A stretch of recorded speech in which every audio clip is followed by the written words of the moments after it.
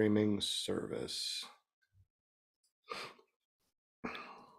And this is episode 162, season 4. Tonight we have Jeff Fletcher with us. We got a full house tonight. Look at this. This is incredible. I always love it when we have a full house. My name is Sean Symons, also known as PPG Grandpa. You can find me at ppggrandpa.com or here every Monday at ClearPropTV.com, PPG Grandpa's Paramotor Podcast, or listen to us at paratalk.org. Like we normally do, we're going to introduce all the panel members before we get to Jeff, and then we're going to have an amazing show tonight. Tonight, we got some giveaways too, so make sure that you tag Will Fly in the Super Chat and say, hello, I'm here. We're giving away stickers, decals, and a custom harness, a custom kiting harness. Must be present to win, so please stay here for the entire show. Welcome everybody. Tonight we have Oliver in the background. He's just gonna stay there and watch. So hello Oliver, thank you very much for hanging out with us, buddy. We also got Scuba Steve, also known as paramotordude.com. How you doing, buddy? Good to see you, man. I'm good. Look forward to it. Absolutely. Anything going on with your life that we need to hear about real quick? No, just bad housing problems. Trying to close on a house, which hopefully happens tomorrow. Well, cross our fingers. Hopefully it does. Cross our fingers. Good to have you here, buddy. Glad that you're. Hope you close on the house, and thank you for helping out with us in the background. No problem. We also got James Bevel. What's up, buddy? Good to see you, man. What's up, bud? What's your .com that we need to go to? jbppg.com.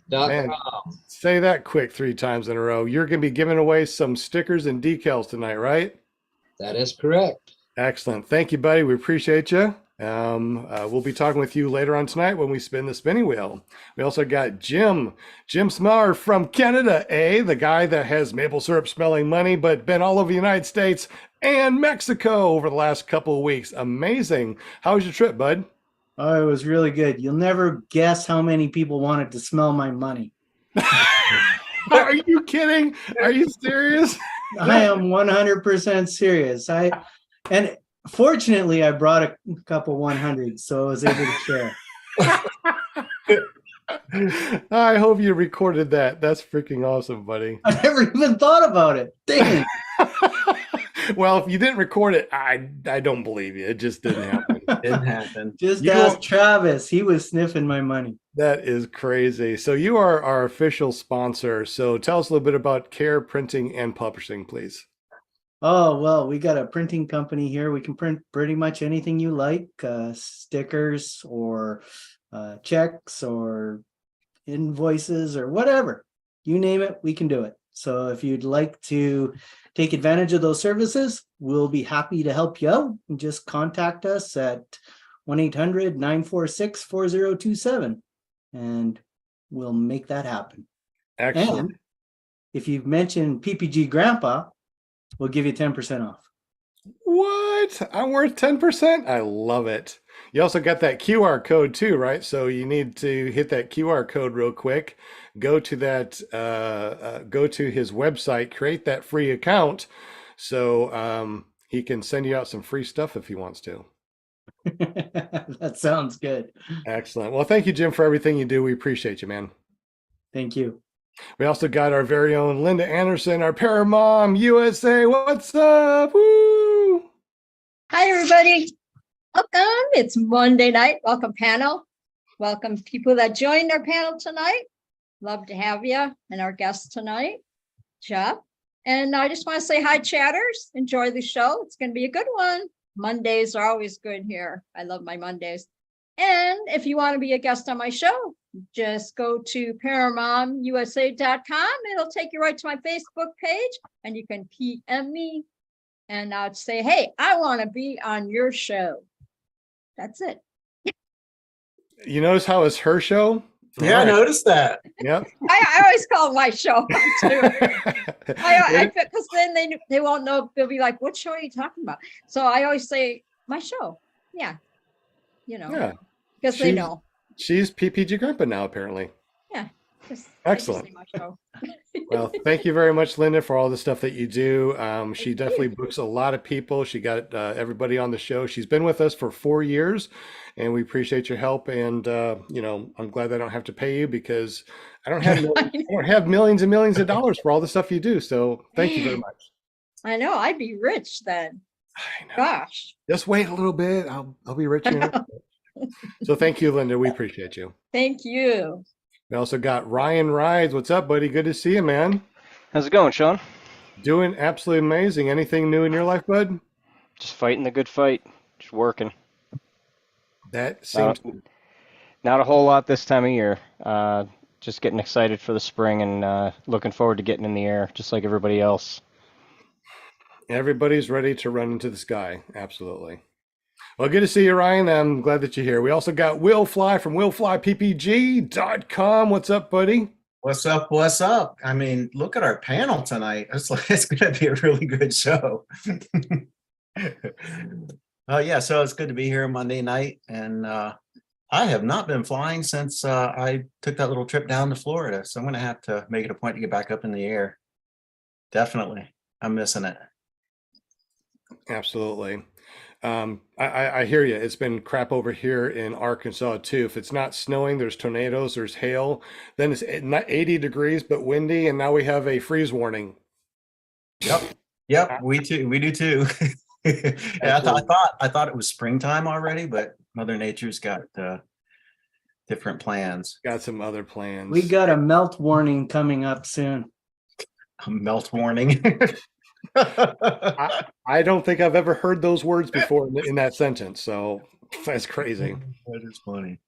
Well, Will, thank you very much for being with us. Also, too, guys, we're going to be giving away some stuff on the spinning wheel of winning things. So if you have not done so already, please make sure you say hello to Will Fly. Let him know that you're here. We're going to give away some stickers, decals, and of course, a custom kiting harness from our amazing guests, which I am ready to finally get to. Sorry it took so long, Jeff. We normally don't have so many people here, but they heard that you're going to be here and they wanted to be on the panel. So, hey, it's your fault, Jeff. You are way too popular. How you doing, buddy?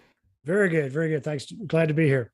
Man, I tell you, your resume is incredible. You've been flying almost your whole life, been in the Air Force. You've been flying Southwest airplanes commercially. You've been flying PPG and trikes for 6 years. You got a flight school that you are flying in. You do tandem training. My goodness, what a resume. So without further ado, Jeff, please tell us a little bit about yourself and how in the world did you get into paramotoring? Okay. Yeah, I never really envisioned like doing flying as a career or anything. I grew up in Northern California, and when my parents retired, they drugged me to Arizona. So ended up going to college up in Flagstaff and doing computer engineering. And somewhere about my junior year, I realized that I was developing an aversion to working in a cubicle the rest of my life and turning into Dilbert with my tie curling up. So I thought, well, I'll go in the Air Force and I'll be an engineer and go do that. And, they'll take care of me. I was fortunate I was able to get out of college with no student loans, but I was broke. So at least I had that going for me. So I thought, they'll take care of me. But anyway, a friend of mine who was in their ROTC program is like, oh, don't do that. Go be a pilot. And I'm like, what are you talking about? That's an option. And so I went and checked it out, and timing happened to be very good for me, that I went down and applied, passed all the tests, did very well, and got into the ROTC program. It's a minimum 2-year program. And since I got in my junior year and at the end of my junior year, I had to extend college a year. So I ended up cutting my class load in half and taking ski class and making sure I had a couple of days off to, since I was going to school up in Flagstaff. Anyway, then got my orders to go to pilot training and was kind of horrified when I saw the report date that I had a year off. I'm like, well, shoot, now what am I going to do? I expected to go off to, pilot training, and I got a year. So I ended up getting an interesting job working as an engineer. I was actually a civilian production engineer working for the Air Force at Douglas Aircraft in Long Beach. doing contract surveillance for a bunch of the military contracts, KC-10, ACES 2 ejection seats, F-18 bomb racks, Navy's T-45 program started there in Long Beach, and then the new C-17 was a mock-up back then. So I did that for a little while before I went to pilot training. So yeah, it's kind of the running joke, join the Air Force and see the world. And I got assigned Williams Air Force Base in Phoenix, where I'd been living, and then ended up getting assigned to be a T-37 instructor, got brought back. So I ended up spending ultimately 4 years stationed at Williams Air Force Base before we finally escaped, and went up to Fairchild up in Spokane, doing this thing called the Companion Trainer Program. Back in the day, in the days of SAC, Strategic Air Command, the B-52 and KC-135 pilots, the saddle alert, and weren't getting a lot of flying. So they created this program where they would take T-37s or T-38s, depending on the location, and put them at these bases and basically take the co-pilots and get them recurrent in the airplanes and take two of them and toss them in the airplane and tell them to go forth and aviate. Very economical program, was very successful. So it was a good way to get experience for these guys before they upgrade to aircraft commander. So I was one of 4 instructors up there at our detachment, training like 66 pilots, I believe we had. So it was an awesome job living up in the Northwest. Loved it. If there was any way I could still be up there, I would be there. But so after 4 years of doing that, loving life, got a phone call from the personnel folks, and it's kind of like, what do you want? And they're like, well, basically I found out I was the oldest instructor pilot in Air Combat Command, and the number 2 guy was also in our little 4-man detachment.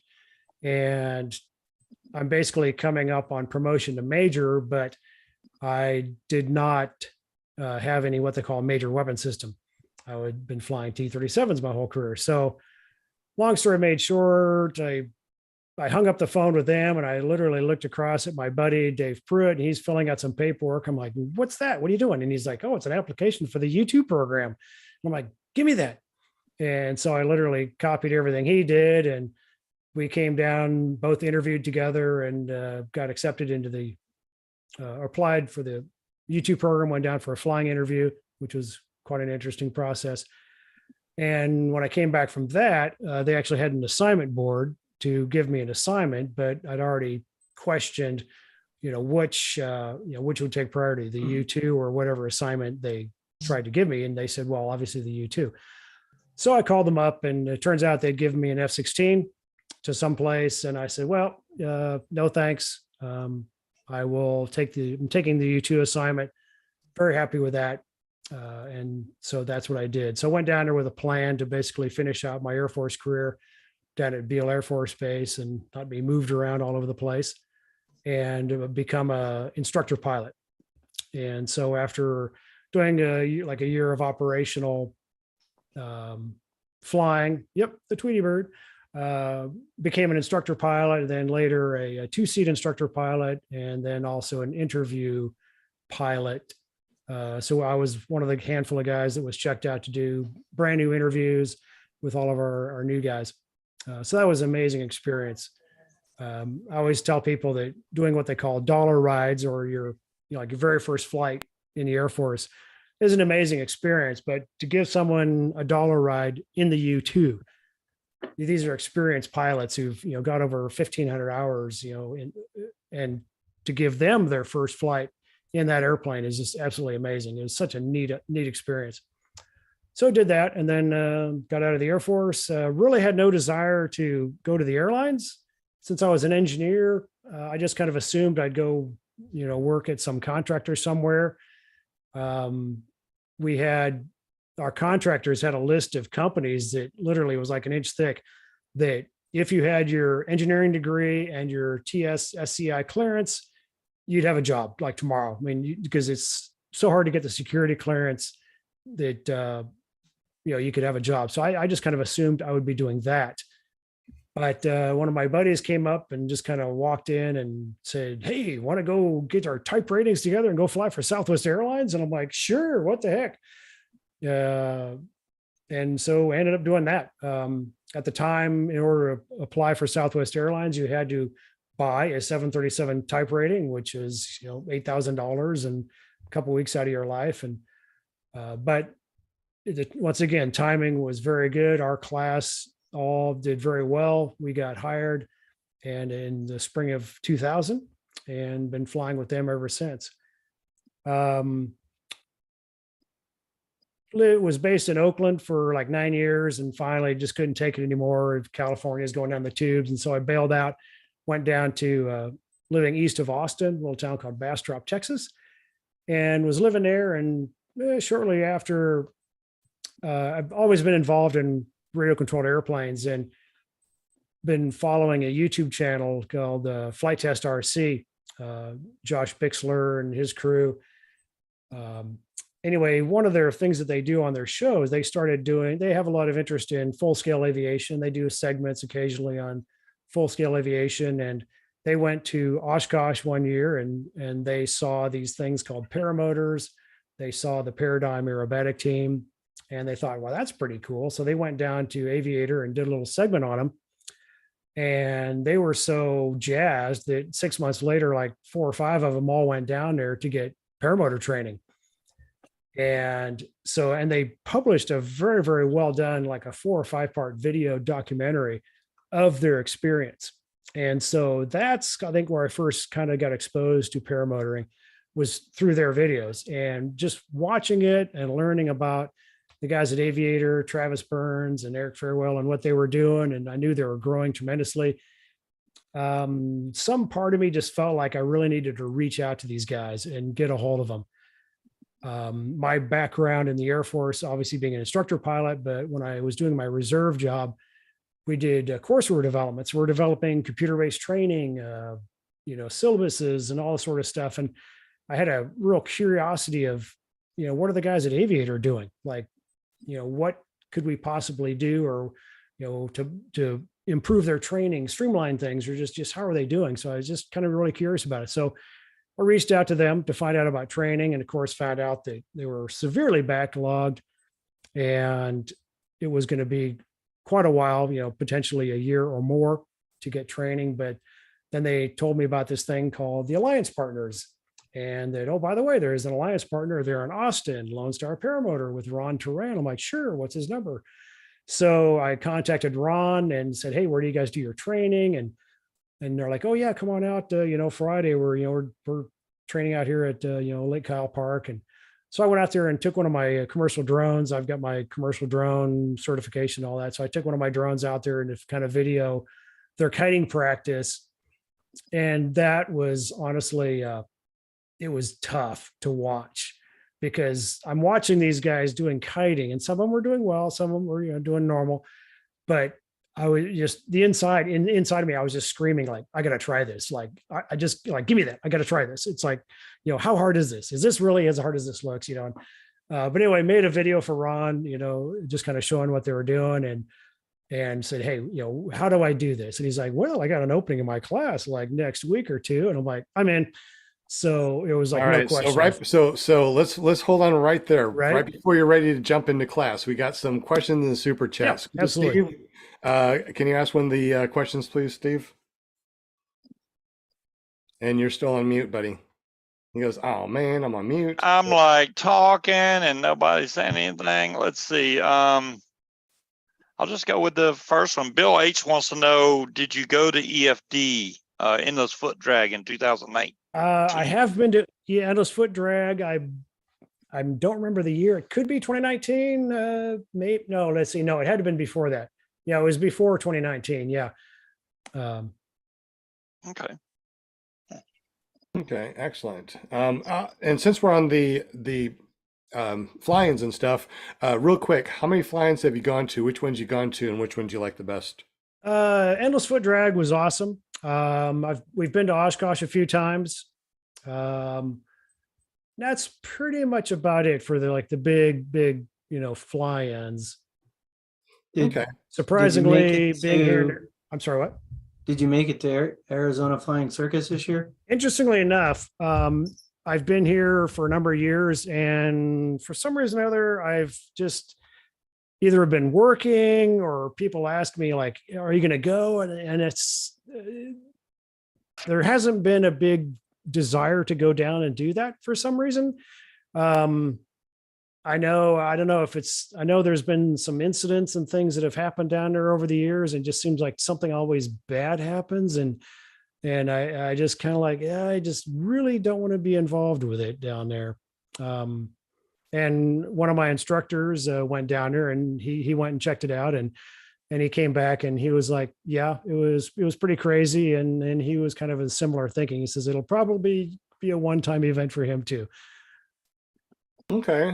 I think if when I go there, which I will eventually, I think I'll just go there to watch. I don't think I'll bring a paramotor. Exactly. I'll just go there to observe. I'll be the observer. I think you're right. That's kind of the way to go. Yeah. It seems like a crazy circus. All right. James, there's another question in the chat. Can you read the next one, please? And you're on mute too, buddy. Don't forget to unmute. Oh, we got you right here. Brian Franz, he wants to know why he switched from jets to paramotors. I'm kind of curious myself. Well, it's not really a switch. I mean, I still fly jets for work. I mean, it's fun. It's an intellectual thing. It's an easy paycheck.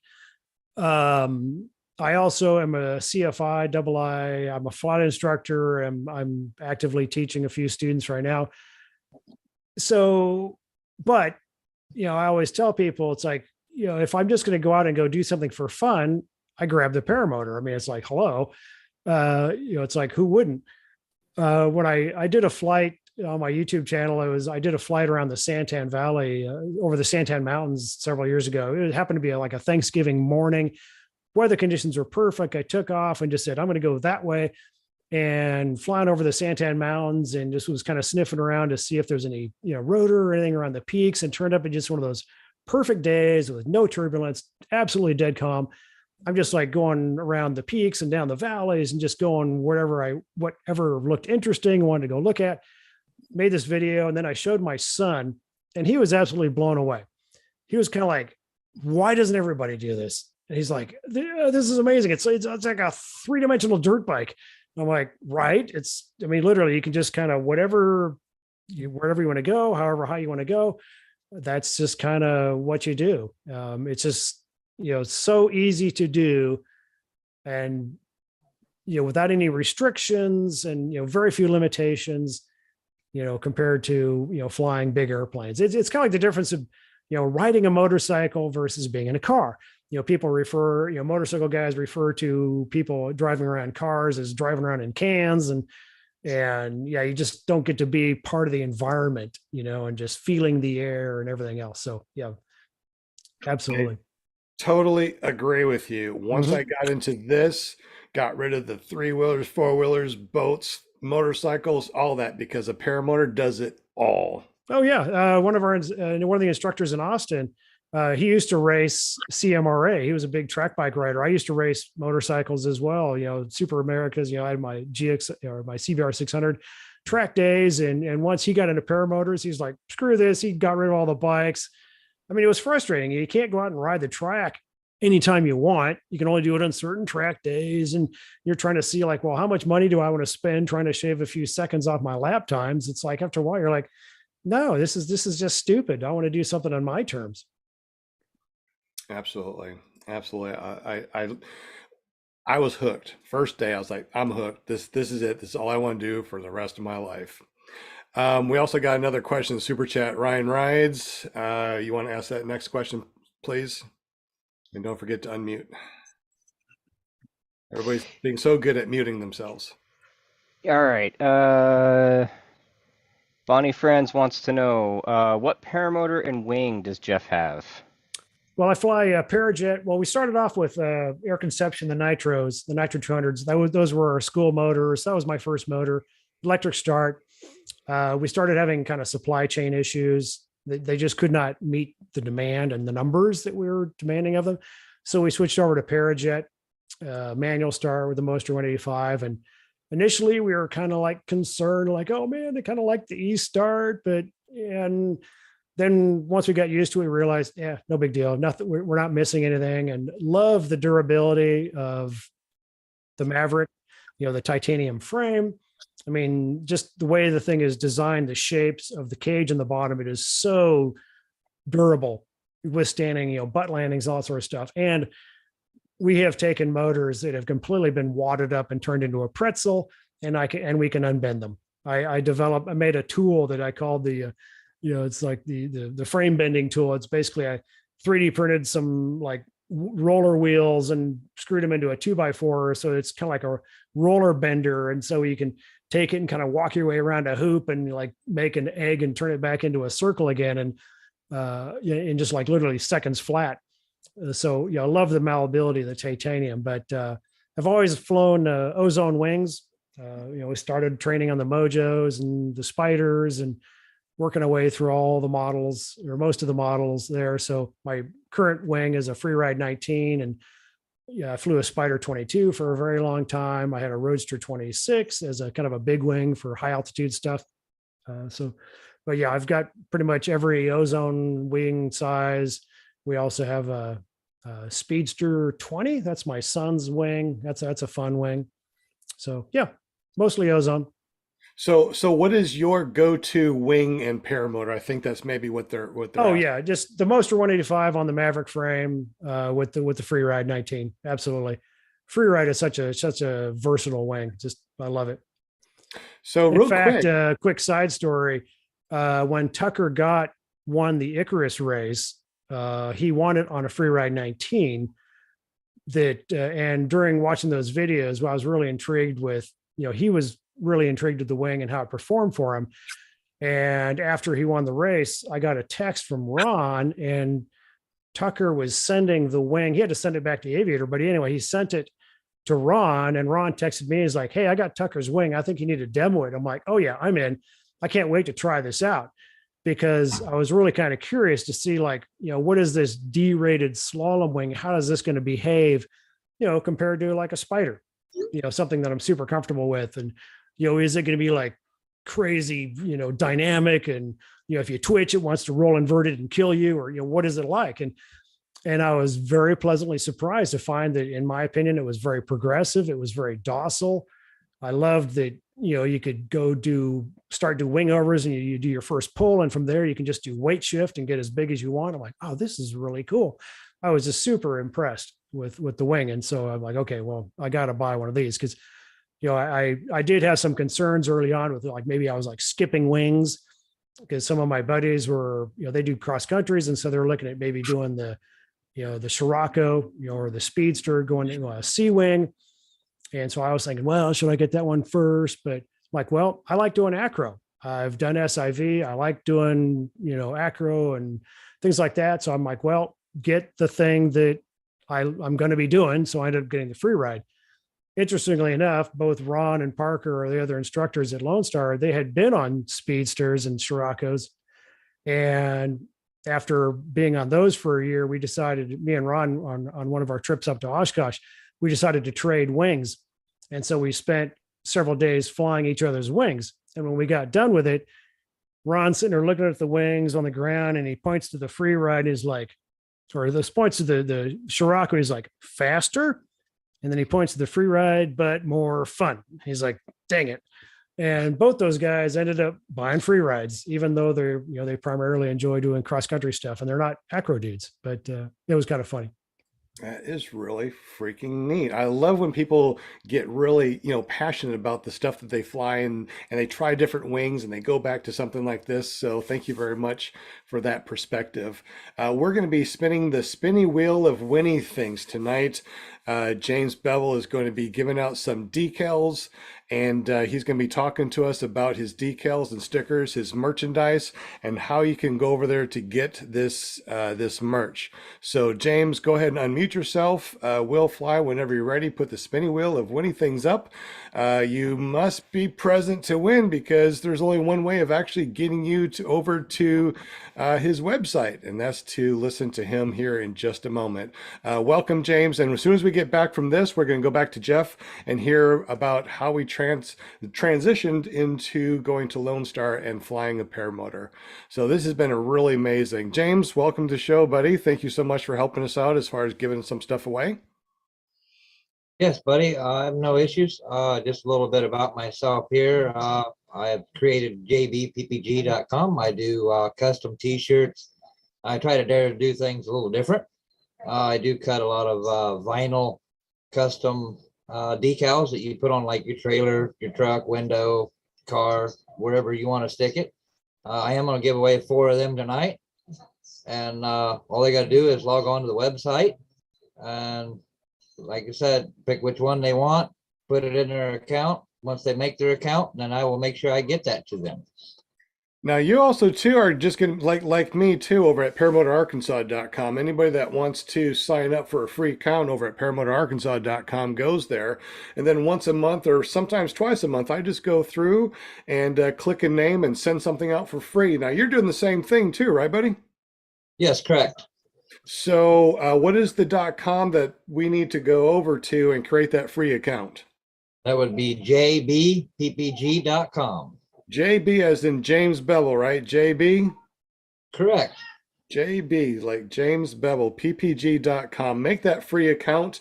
Not only will you have a chance of winning one of these stickers for free throughout the months that are coming up, but also too, today we're going to be giving away 4 of these stickers. All right, so let's go ahead and shuffle. Wait a minute, before we shuffle, we got Paramount that needs to say hello to everybody. Oh, yeah. That's right. That's okay. I was just hanging out here, just waiting. It's all good. Yeah. Thank you, chatters. I see y'all in the spinning wheel. We'll go through this real quick here. Kramer. Hi, Kramer. We got Sean Hartman, Bonnie France, Bill H, 555 in the house, Gary Symons, Travis DuPont, Scott and Angie. I can't see the name, it's kind of hidden there. We got Torgoff, Todd Falone, James Sendor. What's up, Shandor? I have to say your name right, Shandor. Welcome. We got Joe Adele, Jeremy, Gene Coates, Next Batman, full name. Flying Flamingo Jade. What's up, Jade? Brian France, Slow Days. Hey, Slow Days. Greg Laney, Stephen, Good Pastor, and Dewey Milstead. Hey, And Dewey. you got one more. And one more. There's a delay. Oh. Marcos Franco. What's up, man? Thank you. Absolutely, guys. Welcome, everybody. If Thank you're you so just much. listening Good in the luck. back, if you're just listening in the background, please at Will Fly real quick. Say that you are here. You want to be on the spinning wheel of winning things. 'Cause Yes. Not only are we spinning for these stickers, but also too, Oh. our guest Jeff Fletcher is going to be giving away a custom kiting harness in just a little bit. So all the names continue to stay on the spinning They're wheel. jumping in. They're jumping on the boat. Good. Jump in on this boat if you want to win. Hello. Must be present to win. That's right. We got Marcos. Welcome, Marcos. And I can find PPG. Welcome. Good job. Anybody else wants to jump on the spinning wheel? You got like 2 seconds to do so. If 2 not, seconds. don't worry about it. Just at Will Fly and you'll be on the next spinning wheel here in just a Yep. moment. So let's go ahead and spin twice. What is that? Oh, spin twice for 2 different stickers. Remember, you must go over to jbppg.com, create that free account so he can send out your free stickers when you win. Cool. All right. Ready when you are, Mr. Ready? Will Fly. Yes, sir. Here we go. It's greased well. Round and round and All round right. he goes. I'm going to go with slow days today.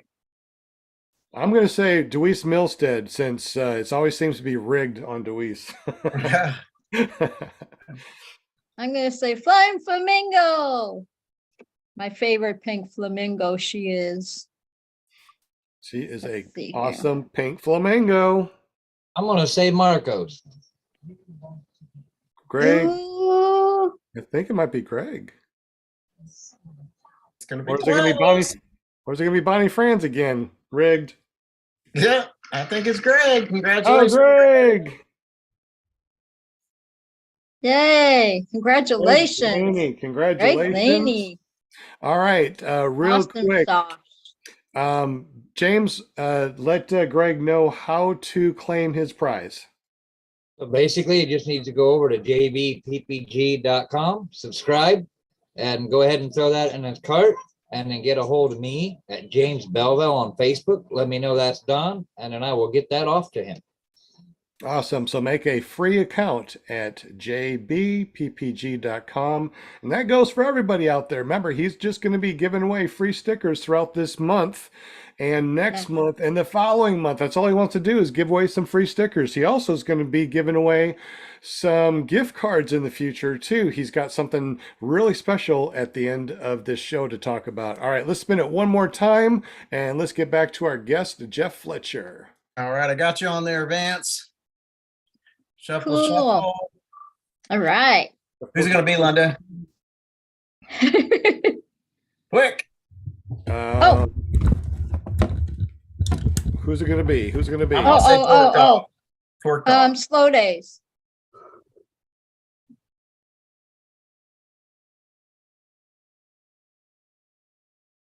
Who's it going to be?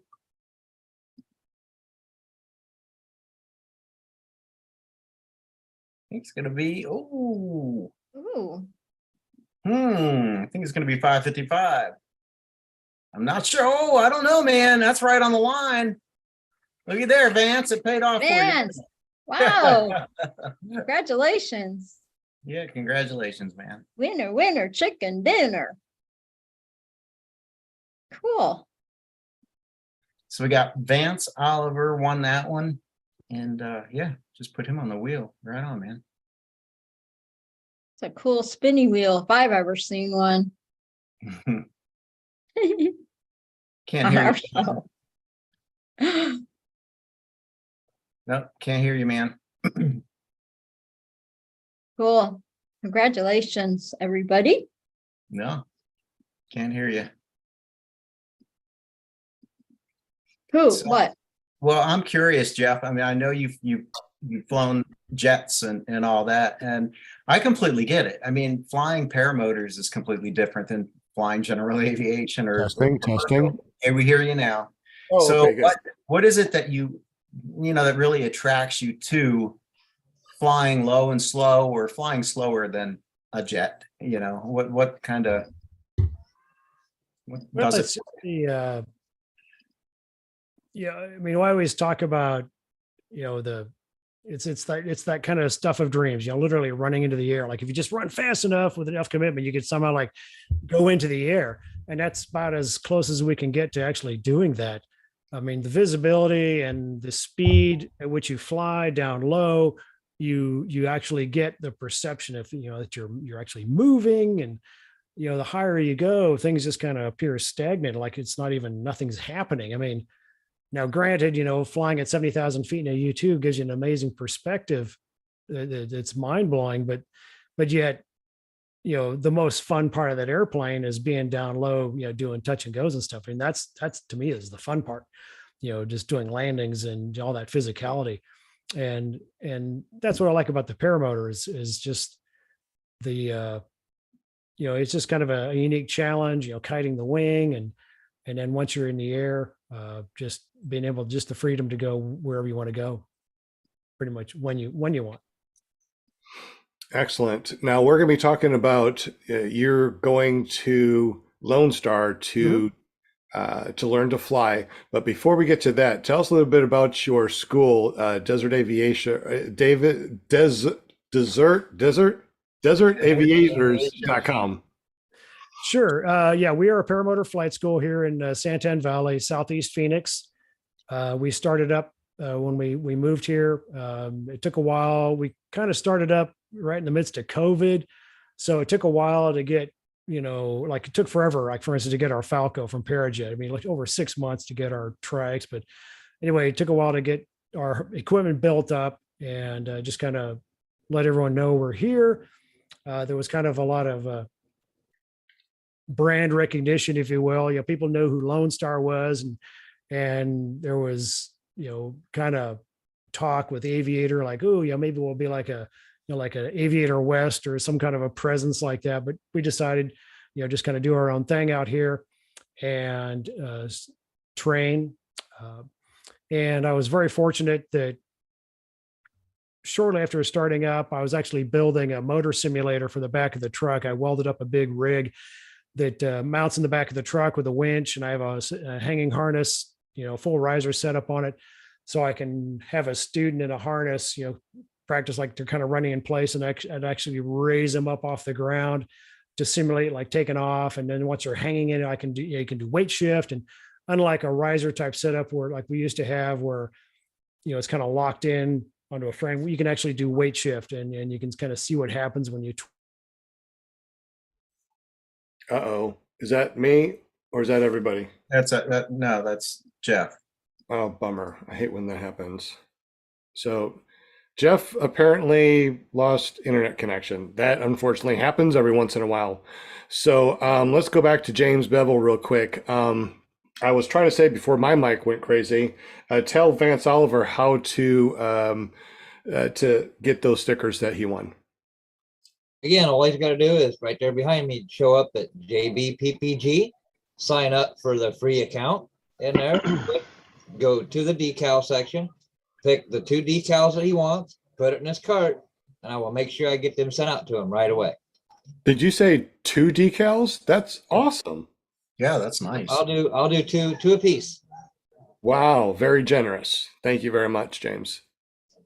What was that? It was JB. Yep, JBPPG. Like James Bevel. Gotcha. Okay, yeah. JPPG.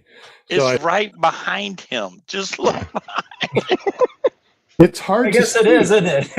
It's hard to see the JB. You might need to change that JP to be, I don't know, red, because it's hard to see, I guess. I was trying to be nice to give him an extra plug, for those who can't see or listening to the podcast.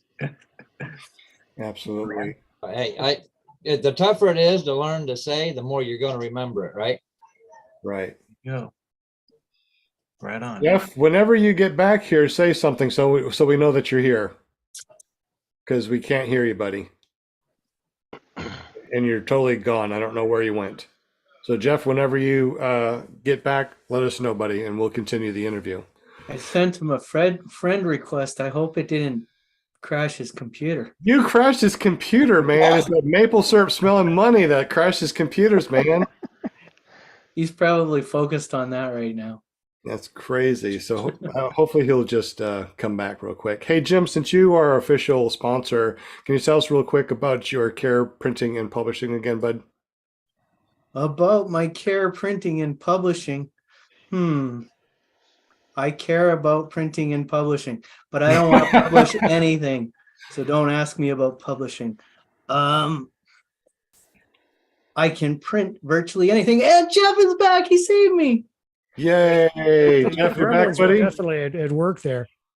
Anyway, I was starting to say, anyway, I ended up meeting a student named Jared Kelton, who is an amazing individual. His day job, he's as a tattoo artist. He's the same age as my youngest son. But as soon as I met him, I went home and I told my wife, I says, I think I met my Parker, referring to Parker, who was one of our instructors back at Lone Star, who is an amazing guy. Anyway, right from the get-go, before I even started training, he was very enthusiastic. And I'm like, look, if you're willing for it, you're going to be one of my instructors.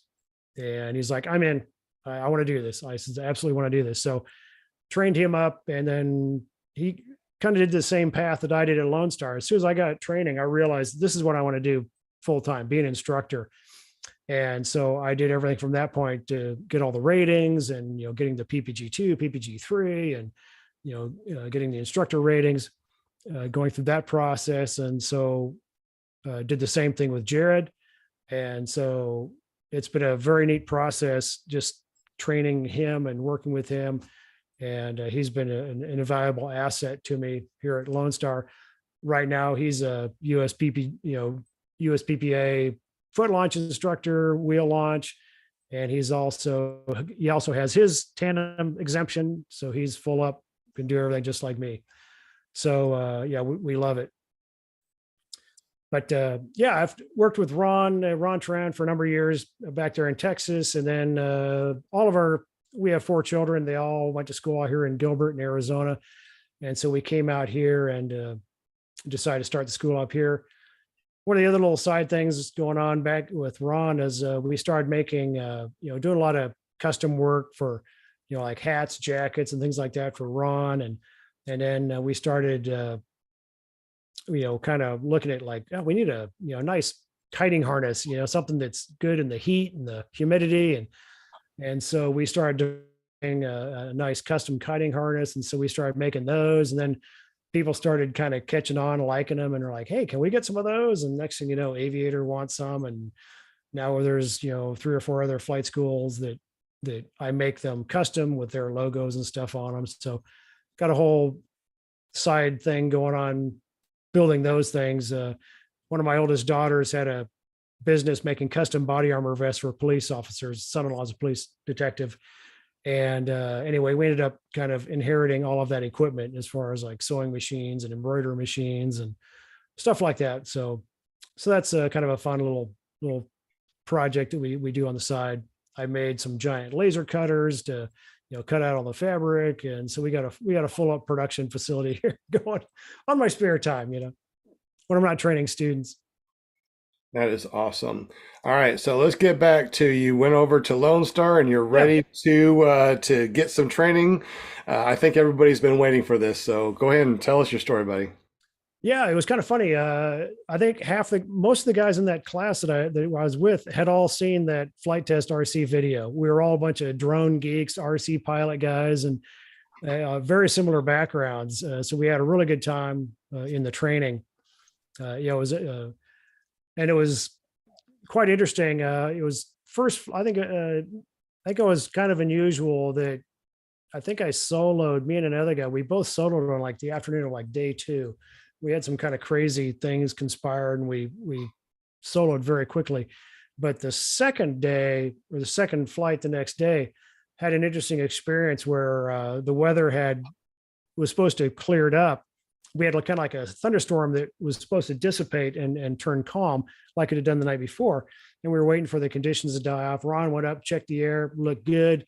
One of the other guys went to launch, blew some launches. So it was my turn to go up, and I went up and launched, and immediately we realized that, no, it's not getting better. It's getting much worse in a huge way. It is nasty, bumpy, turbulent. Winds are ripping. And we also realized my comms are crap. I'm only hearing like every other word from Ron. And so I'm kind of flying around by braille and just kind of figuring out, how to do this. And like, well, okay, I'm flying around, and he's kind of telling me, go here, do this, trying to see if I'm parked up in the air. And finally I decide, okay, I'm going to come in and land. And so I come in and do a pattern, and he's going like, are you landing? And I'm hearing like, this will be trims for landing. And I'm like, yeah, I'm going to go trims in for landing. Well, what he's trying to tell me is that, no, it's blowing like stink. I need you to go trims out for landing. Well, I just went trims in. So, and then as I'm coming around the final turn, I cut into what I call a defective OODA loop. John Boyd developed the OODA loop, and I knew, okay, you can't shut the motor off until you get below, like at least about 50 feet. You want to be, plenty high, but you can't turn the motor off till you get rid of over all your obstacles and these things. And so I'm coming around, flying around, and with the big strong headwind, I realized, I got to clear the park building. So I got to wait for that. Keep going. The next thing you know, I come around the corner and there's some people playing volleyball in the park. And I'm like, got to make sure I get past all those guys. And so now I was like too low to where I felt like I could like safely shut off the motor. So now I'm just like, screw it. I'm just going to fly this thing down to the runway under power, except it's my second flight. So my throttle control sucks. And so I'm getting these big oscillations, and it was poorly timed. So I was in the middle of a kind of a swing and tried to flare and basically had nothing, and managed to land in like the one little patch of gravel that is on the whole grassy field, and kind of slid in, took a knee, the kind of hit pretty hard, and the motor, the prop, if the frame hit the prop, like actually hit the tank, punctured the tank. So I'm kind of down on one knee and my kind of all fours. And now there's fuel pouring all over my leg. And I'm thinking, this is how it ends. I go up in a burst of flames. And other than that, just had a skin knee. But it was pretty crazy because I was trying to think like, what happened? I'm just over the whole night just thinking, what did I do wrong? What happened?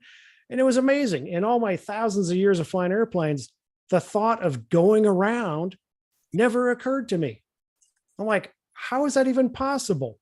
And the next morning, so I wrote a letter to Ron saying, this is what was going on. And I can't believe I didn't think about this. I'm like, shoot, if I'd seen like a visual signal from you on the ground, like, make a big X or like do a go around, or maybe that would have like, oh yeah, go around. And so we had a very interesting conversation. It was a really good learning moment for the both of us, as him as an instructor, and about, talking about like Nordo, what do you do if you're Nordo? We didn't talk too extensively about, like what happens, or, how you handle that situation. So that was a big moment for us. Like, okay, we definitely, this is what we brief. We're going to do this and this and this, so that if something like that happens, we can handle it. So that was kind of the big highlight of my training. That was a big eye opener. It's like, and so that was something we incorporated into our training, is like, we don't have a guy come in and just land. No, he does a go around, just like in a full scale airplane. First thing you do is you just do a low approach and say, nope, if it doesn't look right, just go around and try it again. So on your training, it's interesting you bring that up, because I know there's a lot of instructors out there that don't teach as much as what they should, and I think you mentioned a little bit about that in the pre-show. So mainly like airspace and weather would be really important. I think that people need to know about. I mean, we saw a video a day or two ago, and their instructor wanted this student on his fourth flight to pull big ears. I don't know. I don't think that's a good idea on your fourth flight to be pulling big ears.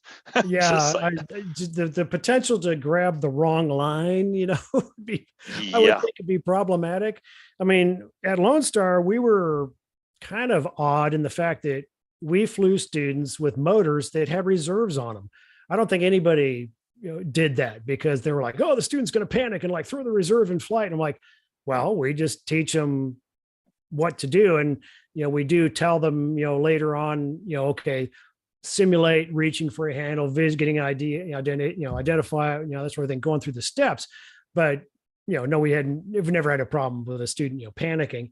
One thing we also did on our first flight was we'd have the guys go trims out, and reset the trims, go trims out, trims in, so that kind of that fear is gone, to let them know that, hey, it's no big deal.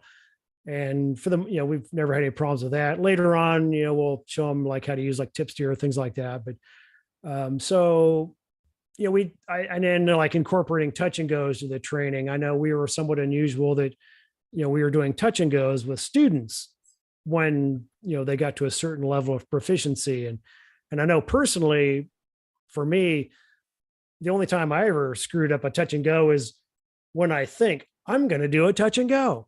If I just think I'm going to land, and if I happen to be kiting the wing and, oh, look, everything's perfect, and like I'm just running along and the wing is good, like, oh, I'll take off again, then that's how it works, But if I think I'm going to do a touch and go, then things go sideways badly, and, it gets horrible.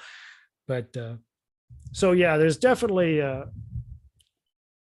some things. And like I say, the issues with training, like one of the first things I noticed when I came here in Arizona was that it seemed like there was a problem with students not having an understanding of airspace. Like, for instance, in Arizona, every single lake or river in Arizona is in a wilderness area.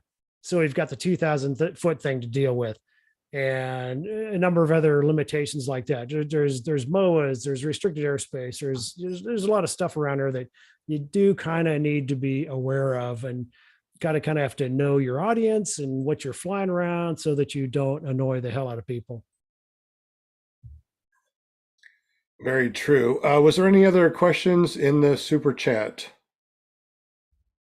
Scuba Steve, did you have one? Well, I wanted to add one more thing to it, I guess. I mean, he pretty much answered what I had, but what do you think trainers could do better that you've seen in your experience? I mean, because you've got years and years of experience in aviation. What do you think that a lot of these trainers, I mean, you got some of them that's been around a long time, some of them that just started out. What do you think they can do better to make new pilots safer in the air? Yeah, I think the ground training is the biggest thing. I mean, like when I went back to Aviator, and we were an alliance partner with geriatricPPG. So Ron and myself and Parker, we'd go back to Aviator periodically and work with their students sit through their ground training, see what they do.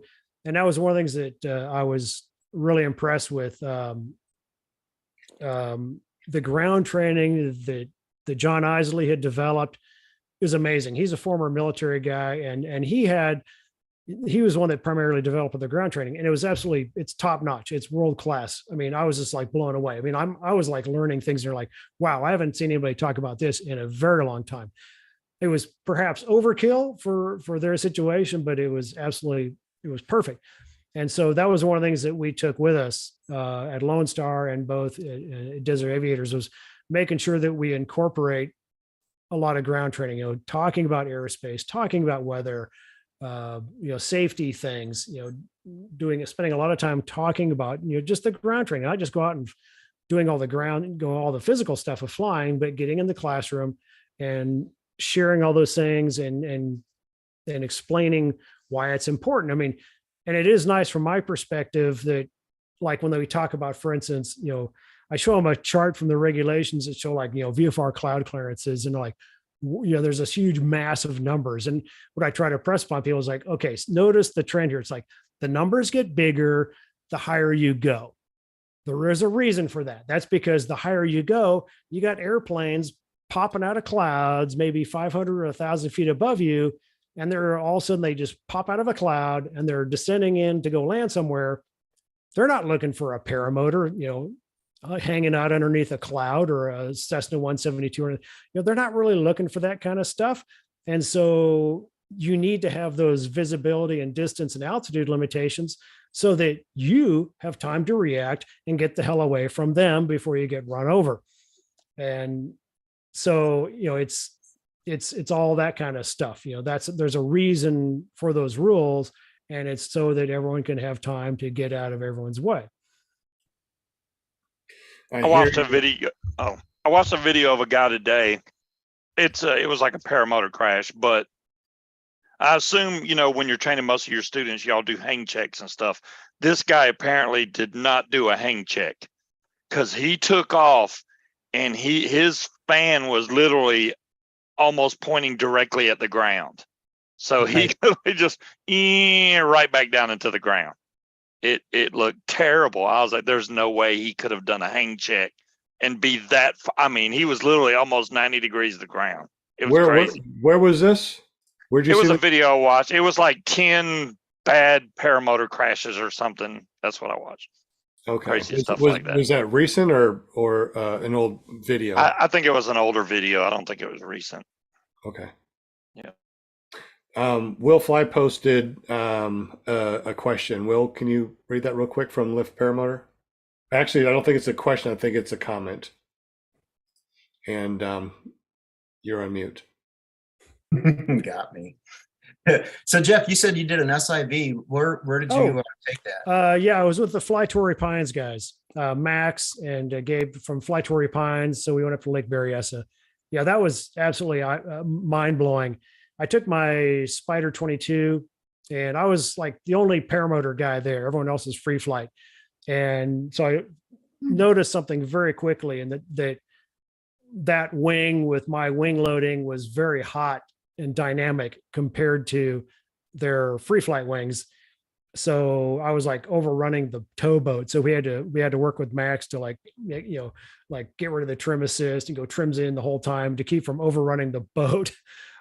So yeah, I learned a lot. I also learned that there was absolutely nothing I could do to trash the wing. The thing just refused to stop flying. I'm doing negative spins. I'm doing everything. And every time I let go of the brakes, poof, the thing just recovers. And it's like, it's like literally like, really? I mean, it was very cool just to see how much the wings want to fly. Yeah, that's kind of a good thing, isn't it? Yeah. I am kind of curious. I don't know if anyone's done it. I kind of have a sick fascination of maybe going back to SIV and taking my free ride to see like, okay, what happens if you go back with this like super dynamic D-wing, and is that thing, what is that going to do to you? Am I going to end up gift wrapped over the lake? I don't know, but because you always see people going to SIV and taking a Mojo or something, but it's like, well, why not take your daily flyer? To me, that seems like what you should do to really learn how it behaves, Yeah. Yeah, that's what I did. So it seems like every time I get a new wing, I go to an SIV class to see how it recovers in a situation in SIV. Yeah. And it's kind of another quick side story. I was doing an instructor conference thing at Aviator with a bunch of guys, and I think my primary motor was still the Nitro, and I took the Maverick up, one of the school motors, and I went up and I was, playing around with it, doing some big stuff, and I was going to go do a sat and did one set, and it felt like the way the hang point was slightly different, the wing and the motor, I didn't have quite as much brake authority as I maybe wanted. So I went up to do another set, and I said, well, let's try maybe doing 2 wraps on the brake handle instead of just 1. I felt like I couldn't. And anyway, so I'm kind of reached up doing a double wrap, and it was funny. Before I even, set up for the acro run, I'm looking at the ground, looking at the winds, thinking, okay, where's my LZ? Where would I land if I had to do a reserve toss? Doing all those kind of things to make sure I'm stacking the deck, in my favor. And part of me is like, well, you don't have to do this. I'm like, well, yeah, what's the best place to practice? Here it's this beautiful facility.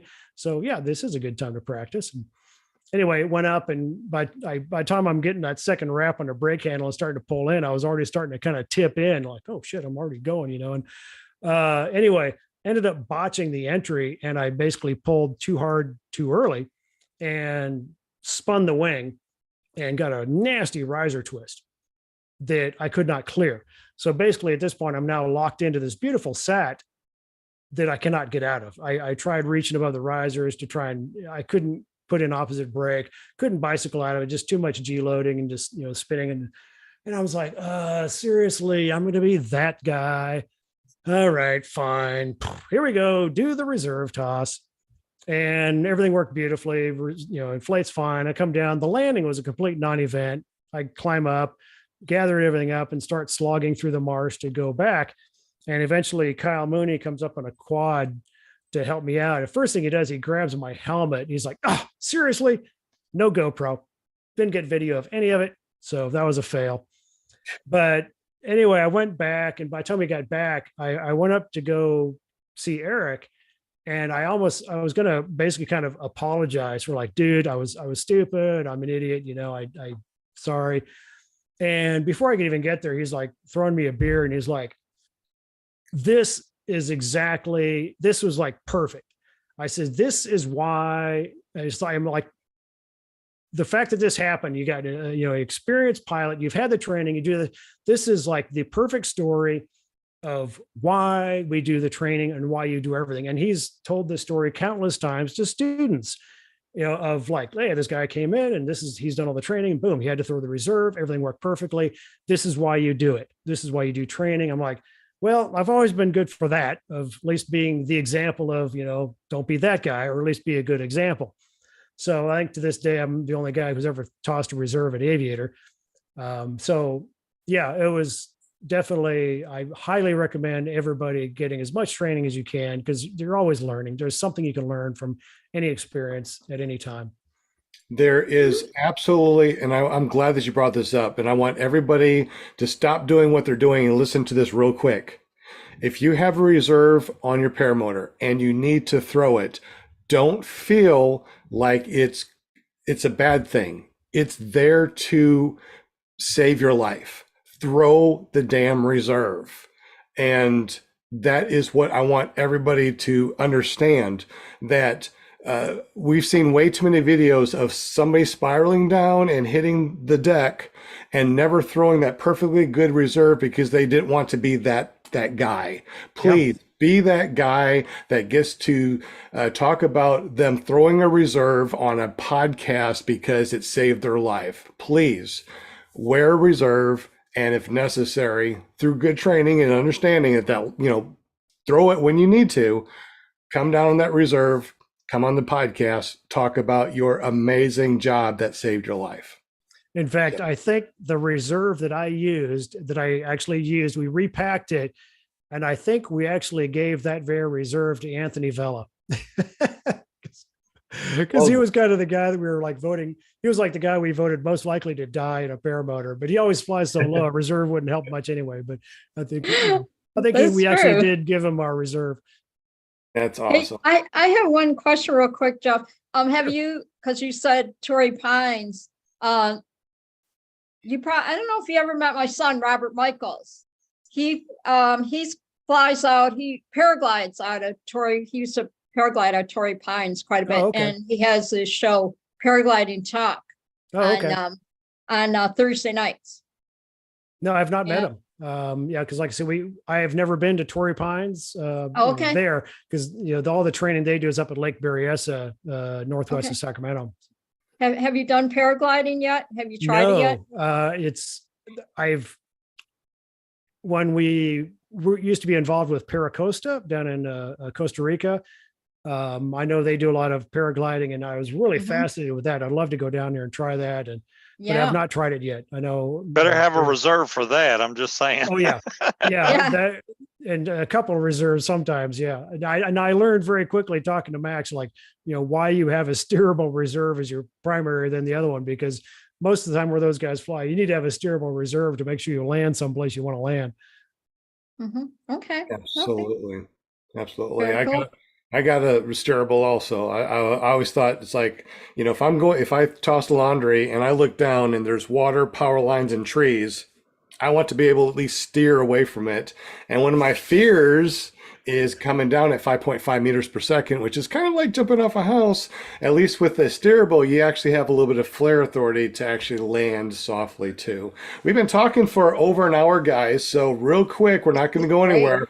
We're going to spin the wheel of Winnie things to get some more stickers. However, real quick, in 3, 2, 1, what is the code from last week? The first person that puts the code in the super chat from last week wins 2 stickers.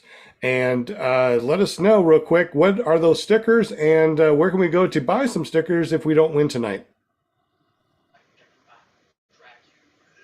Think anyone's going to remember? I don't know, James. You gotta talk. It's all about you now, bud. No, again, JBPPG, right? And then I take this opportunity to let everybody know that I did make a 10% discount for everything on my store, as long as you use the ClearPropTV all caps code. Bonnie Friends, I think, just got it. Flyby. Mm-hmm. Yep. If that's the code, I thought it was a different code, so I don't know what's going on now. The other code was for the after part. The after party, yeah. Oh, okay, gotcha. Okay, so who won tonight? Bonnie Franz? Bonnie Friends, yep. Excellent. All right, well, that's really awesome. I'm glad that you remember. We got the wrong code here in the background. Uh-oh. Good job, Bonnie. So, since both Bonnie and Kramer, popped up really quick and got it, how about we give it to Bonnie and Kramer? Yeah. Does that sound good? Sounds great. All right, so Cool. Bonnie Good and job, girls. Kramer. Okay, so real quick, tell them how to get up with you so they can get those stickers. Again, go to JBPPG, right? .com, sign up for the free account, throw it in the cart, get a hold of me on Facebook at James Belville, and I will get them stickers out just as soon as I can. Excellent. Now, Bonnie, make sure you save space on your car for your Paramotor Arkansas sticker, because you're going to be there in 33 days. You can take the JP PPG sticker and put on one side, but you got to put the Paramotor Arkansas sticker on the other side. Just saying. both Bonnie and Brian, they want a box of stuff, so There you they go. get here. There's going to be a dump truck out front with all their prizes that they won. I swear, it seems like they won everything in the last couple months of being in the super chat on the show. So make sure you guys go to JB, that's for James Bevel, ppg.com. Create that free account, because he also is going to be sending out some free stuff throughout the week, throughout the month, just for whoever made their free account. How awesome is that? Thank you so much, Cool. James, for Man, I'm everything going that to jump you on do. that wagon. Absolutely. Now, Jeff, you make those custom harnesses, and you said that you're going to give one away tonight. Tell us a little bit about your school and about your custom kiting harnesses. Let's see if I can basically here we got, so it's a very minimalistic, it's not like a free flight harness. This is just kind of like almost like a parachute harness like you would wear in the military. Just very lightweight, leg straps, just shoulder straps. It's just very simple, lightweight. So you're not sweating like wearing like a full free flight harness thing, and strictly ground use only. We're not going to do toes or anything like that. But got them, like I said, we make them black, tan, and we put custom logos on them for whatever school or, people want to put names on them, that sort of thing. Excellent. And tell us about your schoolrealquick.com and how to get up with you. Yeah, desertaviators.com. You can hit us up there. There's contact information on there. Or Jeff at desertaviators.com is my primary email. And we do tandems. We're pretty flexible with my work schedule. I can do, we primarily, we like to have guys come out, like a week to 10 days, like a Monday through Friday. So we get the weekend so we can knock them out. That's, obviously preferred to get that kind of high intensity training and get them knocked out. But we can also work with people's schedules if they live locally and, are only available the weekends, that sort of thing. So we're pretty flexible because my work schedule is flexible. So we can work around things pretty well. Excellent. All right. So let's go ahead and put up that spinning wheel of winning things real quick, Will. And Paramom USA, if you could say hello to everybody. Real quick, if you're in the super chat and you're able to give us some thumbs up, please do so. That really helps us. And we definitely appreciate you. How many people do we have right now watching the show? Does anybody see that number? I see 43. 43. And nice. Welcome. And 15 likes. Come on, guys. We need those thumbs up. Hit that like button. Yeah, it really does help. Makes us feel good. It does. Paramount says so. Hit that like button. Absolutely. Tonight, Jeff Fletcher is going to be giving away this custom kiting harness.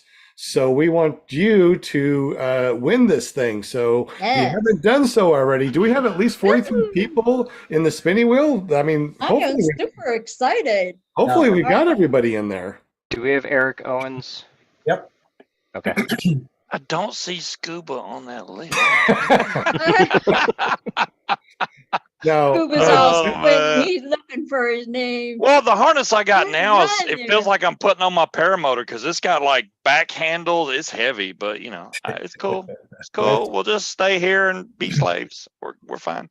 Absolutely. Now, Jeff, let's just say that we did not win this, but we need a kiting harness. How much is your kiting harnesses that you have in your shop right now? $150 for just a normal harness. Is what we do. If it's a school, we do give some discounts and deals, for schools, cut them a break. So yeah, it's excellent. So this is one of the higher prizes that we have been giving away. So please make sure you say hello to Will Fly real quick. Make sure you get on the spinning wheel of winning things. Please give us those thumbs up. That really helps our metrics. This is from Jeff Fletcher, our guest tonight. Yes. Ooh, look at they're jumping on now. Linda Paramom, USA.com. If you would, say hello to everybody in the super chat before we spin the wheel for this custom kiting harness from Jeff Fletcher. Okay. Welcome, chatters. Look at that wheel. Okay. Hey, Kramers, Slow Days, Gene Coates, Scott and Angie Garland, Bill H, Torque It Off, Jeremy, what's up, Jeremy? Greg Laney in the house, Flying Flamingo, Jade, my pretty flamingo, Gary Symons, Steve Goodpasture, James, Deweese Milstead, lovely Deweese, Brian France, Bonnie France, 555, Vance Oliver, Joe Adele, Todd Falone, Sean Hartman, what's up? Marcos Franco, Lex Batman, that's the coolest name ever. I Can Fly, PPG, Shundor, Travis DuPont's in the house, Mark McElroy, hey Mark, Never Trust a Skinny Chef, Shaney, John Wayne Cowboy in the house, Sharky in the Sky, Lip Paramotor, Hot Butter Productions in the house. Woo-hoo. Erik Owens, Don Beville is in the house. Welcome, everybody. That's so fun. I just love doing this. Walter Priori is in the chat also, if you want to Oh, add him. that's awesome. See, he can be on this one. Yeah, let's put him on the wheel for this Walter. one, because I'm sure that Jeff would love to send this one to Walter. Sugar in the He's in house. the chat. I didn't know that. Hey, Walter. Yeah. Yeah, we got 50 people now. 50 people are in the super chat. We only have 30 likes. So if you just joined us, say hello to Will Fly at Will Fly and say, I am here. Make sure that you give us some thumbs up. The 31, 32, 33 likes now. We're up to 52 people that are watching. Oh, it keeps wow. on going up. It keeps on going up. This is great. Yes. This is wonderful. There you This is a big deal. This is an This is awesome huge. spin. Huge. Must be present Yeah. to win. Woot, woot, Must woot. be present to win. Woo, Oh, the excitement. We got the excitement in woo, the woo. your wheel is there it We're, goes. gi- Oh, we're okay. giving away trash There it bags is. next week, so y'all can jump off the roof and That's bad. practice paragliding with your trash bags. Yeah. That's Yeah. bad, Scuba.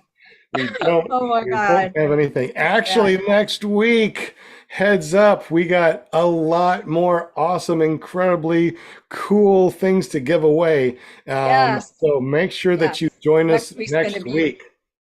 If you have not done so already, please subscribe to this channel. Hit that bell notification because Yes. when we start giving away some stuff, we want you to know about it. I'm all fired up now. Woo. You sound like it. All right. If we are One ready, last let's check. I gotta All check right. one last time and make sure I didn't miss. Oh, I missed right. somebody. There's got a straggler. Call for spinny wheel. All right. Come on, stragglers. Make sure Lose, you you lose. make sure you at Will Fly. Let him know that you are here. Yes. Got 37, now 38 likes. Keep on Mark, going Mark. with those likes. Awesome. They're jumping in. All right, Mark. Oh, there we go. You had Mark. It's like Mark. You got Plainfield Mark, PPG. I don't know. Yeah, if I I'm adding see him now and Mark that. Gressner. Oh, okay. What's Cool. up? Yeah. All right. This is This going to is be a exciting. great spin. Awesome. Thank you again very Hey. much for those likes. Man, I gotta grab my pom-poms. I'm so excited about this. Ah! All right, so we gotta say at some point, Oh, Plainfield. no more names on the wheel. Plainfield PPG in the house. He is All right. indeed. Man. All right. Linda, Yes. did we get everybody, Linda? Did you get all the stragglers? Did you say hello to all the I think stragglers? so. The scragglers. Stragglers. Yeah, That's funny. so it was Plainfield stragglers? PPG. Yeah, it and, looks like Mark everybody's in there. Gressner. Mhm. Oh, I see Mark McElroy from Paralife PPG is in the house. First of all, I would like to shout out to Mark. Shout Paralife out to Mark. ParalifePPG.com. If you haven't gone there already, he really makes amazing merch. He has donated Yep. and given away a lot of stuff to the pilots. I personally have worn them. They are extremely comfortable. ParalifePPG.com. Check it out. Also, Yes. a shout out to Never Trust a Skinny Chef Shane. He does Shiny. a show on Tuesdays. If you want to check that out, make sure you go to ppgshane.com. Also, a shout out to Flying Flamingo Jade. She also does a show on Wednesdays at paramotorgirl.com. Obviously, thank you everybody that is in the super chat. Thank you everybody that is Thank you. watching. We appreciate you. And we are ready to spin the spinning wheel for a custom kiting harness worth $150. Jeff Fletcher over at his flight school in Arizona. I got one more to add, and I'm gonna have to stop, right? All right. All right, so we got Harris Okay. Smith 101. Ooh. Gotta bring the And, wheel down.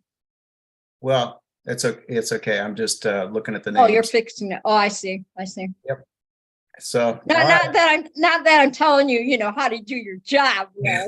Yeah, I don't see any duplicates, so you got it in there pretty good from what I can Did you see. put Scuba Steve in? He really wants this.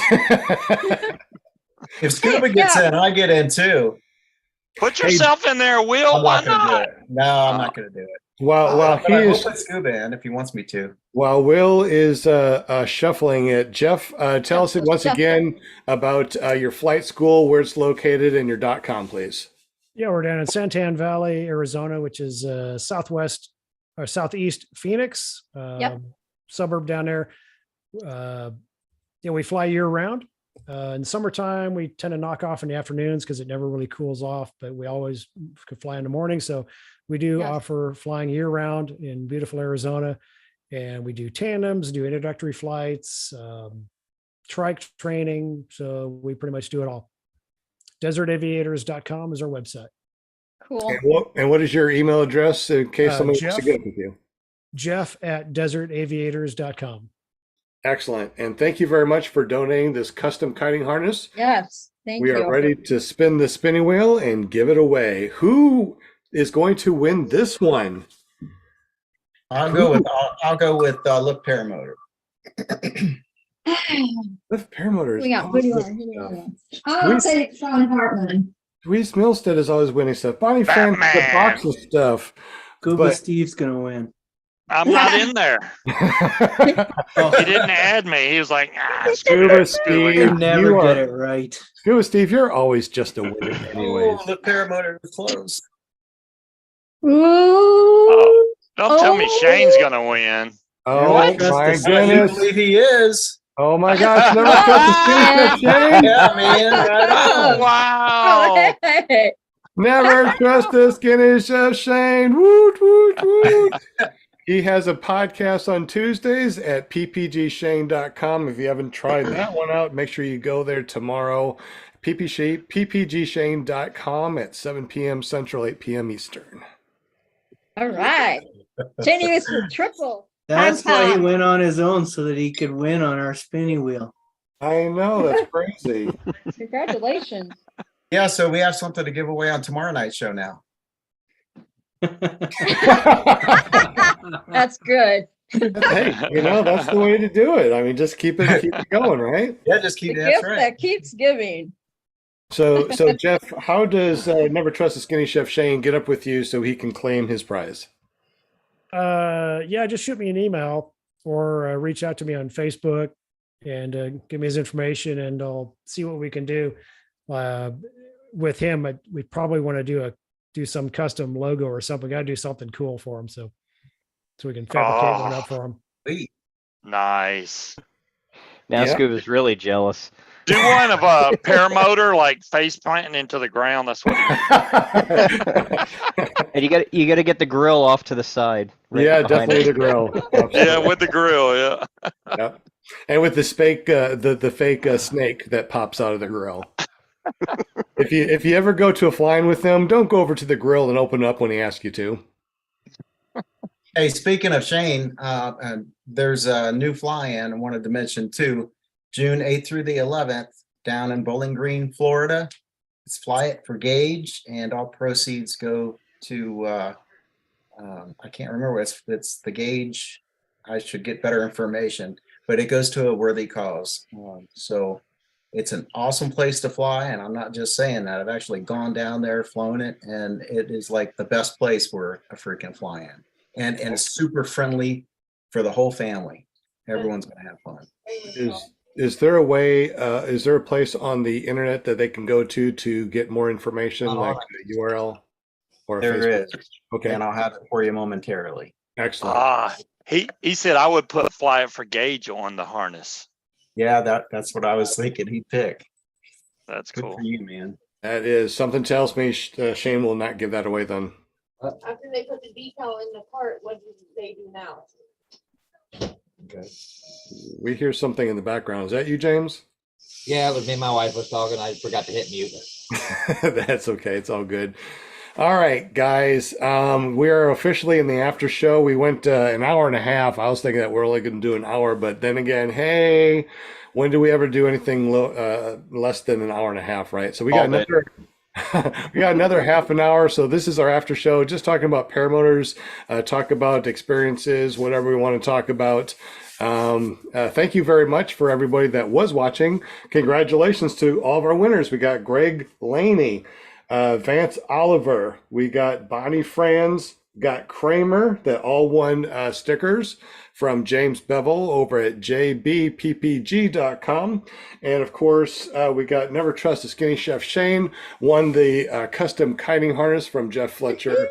And that was freaking awesome. Make sure you go over to the website and go to shop and get yourself your very own custom kiting harness. Jeff, tell us about that .com again and how to get your very own custom harness if you didn't win the custom harness. Yeah, right. Desertaviators.com. We do have a page that talks about the kiting harness and what they look like and some of the options. We also do helmets. We take Acaro SolarX helmets and we marry them up with Rugged Radio's comms to use for our student training. It tends to be that's a weak area in the sport, is having good, solid, reliable comms. And that's the setup that we use. It's hardwired, kind of bulletproof, and we have really good success with that. So we fabricate those in-house, do some custom 3D printing stuff to make them all work together. But yeah, we'll do the kiting harnesses and like black or tan, put whatever logos you want on there and get you all hooked up. Excellent. Thank you again, Jeff. We definitely appreciate you being on the show as a guest. You're more than welcome to hang out here and just talk about paramotors with the rest of us. If anybody needs to go ahead and wave your hand and let us know that you need to go. Will Fly, you need to go, buddy? No, don't need to go, but I wanted to say, come hang out with us tomorrow night, 8:00 p.m. Eastern, YouTube for a Paramotor Hangout. And it's going to be a great show. You don't want to miss it. Definitely not. ppgshane.com. ppgshane.com. Anybody else need to go, or everybody okay to hang out for another 30 minutes? I'm good. All Nope, right. I'm a roll.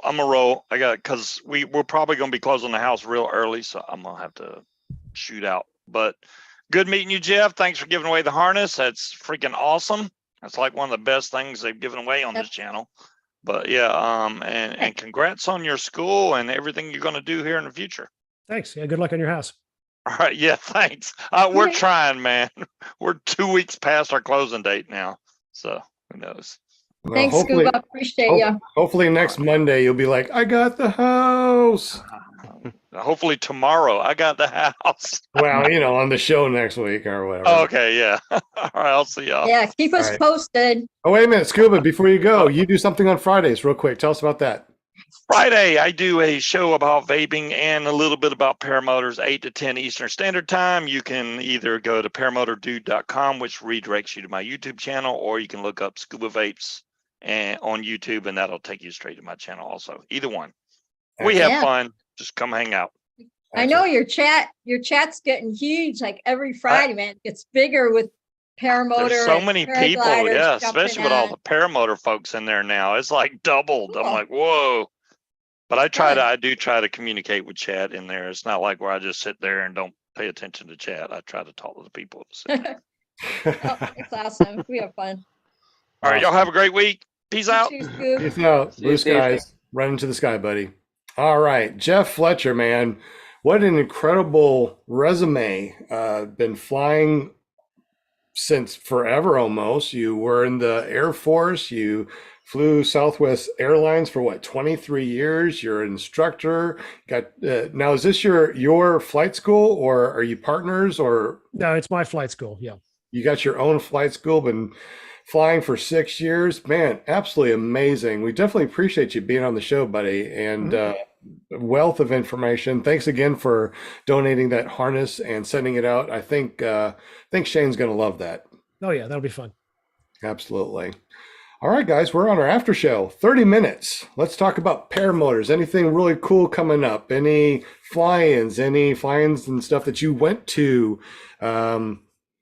Any accidents you want to talk about? Any amazing takeoffs, landings, and beautiful skies? It's all yours. What's up? What's been going on? Oh, wait a minute, Oliver, you got a question about something. Tell us about that question, and maybe all the people in the super chat might be able to help us out tonight, especially with your question. Don't forget to unmute. Unmute. There you go. Can everyone hear me? Yes. Yeah. Excellent, excellent. So I was flying my trike about 2 weeks ago with my brother, and we went for winter cross country. It was minus 10 degrees Celsius. The flight lasted about 45 minutes, and we were just astonished. We both have exactly the same equipment, the same setup, and the Monster 185 took double the gas. So we're wondering why, if it was because of the cold weather, if it was because of the dense air, maybe because we were overloaded the way we were dressed, probably. It's possible. So it's out there. If anyone has any ideas why it took 7 liters an hour instead of 4 liters an hour on our cross-country flight 2 weeks ago. Now, we talked about this a little bit on the pre-show that was not aired, and Jeff had a theory. Could you go ahead and tell us again real quick? Yeah, the couple of factors that you kind of mentioned earlier was one, the extra weight. If you got skis on the track, plus the extra gear you're wearing so you don't freeze, that adds weight. So that just increases your wing loading density, and so that obviously going to take more throttle to hold level flight. Something else that occurred to me is, as temperature rises, the motors, tend, as you change altitude, change density altitude, your mixture is going to change. And it occurred to me that when you're getting like really, really cold, that I'm guessing that the motors are running super, super rich. I'm thinking that probably has something to do with it. So there's probably a whole bunch of things kind of all adding up in there that is why you're seeing that dramatic change. That's kind of my thought. It's actually the opposite. That's what I was wondering. I was trying to think logically. Is that backwards or? Yeah, because the air gets so dense, there's a lot of air in there, and so then they become more lean. So you have to actually richen them up before. Yeah, you're right. Yeah, Very that's cold. right. Because cold, like cold at high altitude versus like hot down low is roughly equivalent. So yeah, you're right. It's a tough concept to get your head around. That's how I burnt a hole in my piston. Yeah. That's true. Were you equally, so you said you were flying identical things, but as far as the weight, were you equal? Were you pretty comparable? We weigh exactly the 200 pounds, my brother and I. So yeah. And what were We're your in the trims? same gear, Both 14 trimmed liters out of the gas. same? Sorry? Were you both trimmed out the same? Trimmed out neutral. Yeah, we're flying at the same speed. Yeah, I'm kind of thinking the carb. And you said 6,500 RPM, 6,600. You said one was a Monster though, and the other one was Both of them Monster 185. okay, both On Monster. a Kangook basic trike. Are they the same year? Same year, my 20, about the same Okay. time. Yeah. Hmm. Getting Probably exactly the same results. Yeah. It's probably I can just only- a carb setting. Yeah, I was thinking the same thing. It's got to be a carb setting. Mine used to burn 6.6 liters per hour, and now it burns 4. Now, Jim and Jeff, you guys were talking about lean and rich. So for those of you that are not familiar with lean and rich and what that means, Jeff, can you tell us the difference between lean and rich, or Jim, can you tell us? Well, most of the motors, like when they come out of the factory from, you think about it, they're tuned in Italy at like roughly sea level, fairly cool. And like when we get the motors and we break them in out here, we're higher, it's hotter. So once we get them broke in, eventually to get best performance out of it, we have to lean them out as they get broken in so that they're not running so rich. It's good to run rich and have plenty of lubrication when you're breaking it in, but eventually once it's, the rings are seated and all that, you need to lean it out. So then you probably got to do a little tweaking, to it at that point. I have a question for Oliver, actually. If do you have the ability to do you have a bore scope of any kind that you can stick down into and look at the piston? I don't Because have. that would be an easy way. Even if you just pull the spark plug and Mhm. rotate the piston up to the top of the head, and shine a light in there, you should be able to kind of just get a bead on what the head looks like or what the piston looks like, and compare the two motors and see if they're comparable. If one is darker than the other, you're probably running too rich on that one. You could also look at the spark plugs and see how they look Yep. too. Yep. I picked up a really cheap bore scope on Amazon that plugs into the USB-C port on my cell phone. So I literally just plug it in, and I can put the thing anywhere, and I use it to do piston inspections and cylinder inspections on both my paramotors and on my motorcycle. Cool. I didn't know that was an option. Yeah, Nice. they have them on Amazon. They're like $20, give or take, and it beats the alternative because I know Milwaukee makes some, and there's a bunch of other companies that make them, and they're hundreds of dollars. There you go. That's perfect. All right. So for those of you that are listening to this podcast, you're more than welcome to go over and watch the podcast itself every Monday night over at iflyparamotors.com or clearproptv.com. But right now, Will Fly has put up a lean, rich, and optimal spark plug. Can you tell the listeners what we are seeing on the screen, Will? Yeah, it's basically three different colors, well, or shades, but you've got lighter or too light, and you've got dark, and then you've got kind of a coffee brown. And it's hard to tell in this picture, I know, but what you're going for is a coffee brown. You don't want the extra light or the extra gunked up dark color, because that means you're too rich. Your mixture is too rich. So it doesn't take any time whatsoever to pull out your spark plug and look at this. But I've always erred on the side of richness. So You and me both, buddy. You and me both. yeah, yeah. So I mean, I would rather have it slightly, because coffee brown is, people think of that color slightly differently, but I know what dark is, and I know what a dark brown is. And so I try to go somewhere in between the rich and optimal, and yeah, I'm happy. And when we're looking at this, we're looking at that little white thing in the middle of the spark plug. So optimal, it's still going to be white. When we see the rich, it's going to be really, really dark, like a good dark mocha. The lean is kind of like a tan looking color. And that's what we're looking at right now on the screen. Obviously, just what'd you search for, Will, or is this a picture that you already had? No, that's I just searched for rich lean mixture, and that popped right up. Excellent. So when if you guys want to, just make sure you Google that, and you can probably see what we're looking at right now.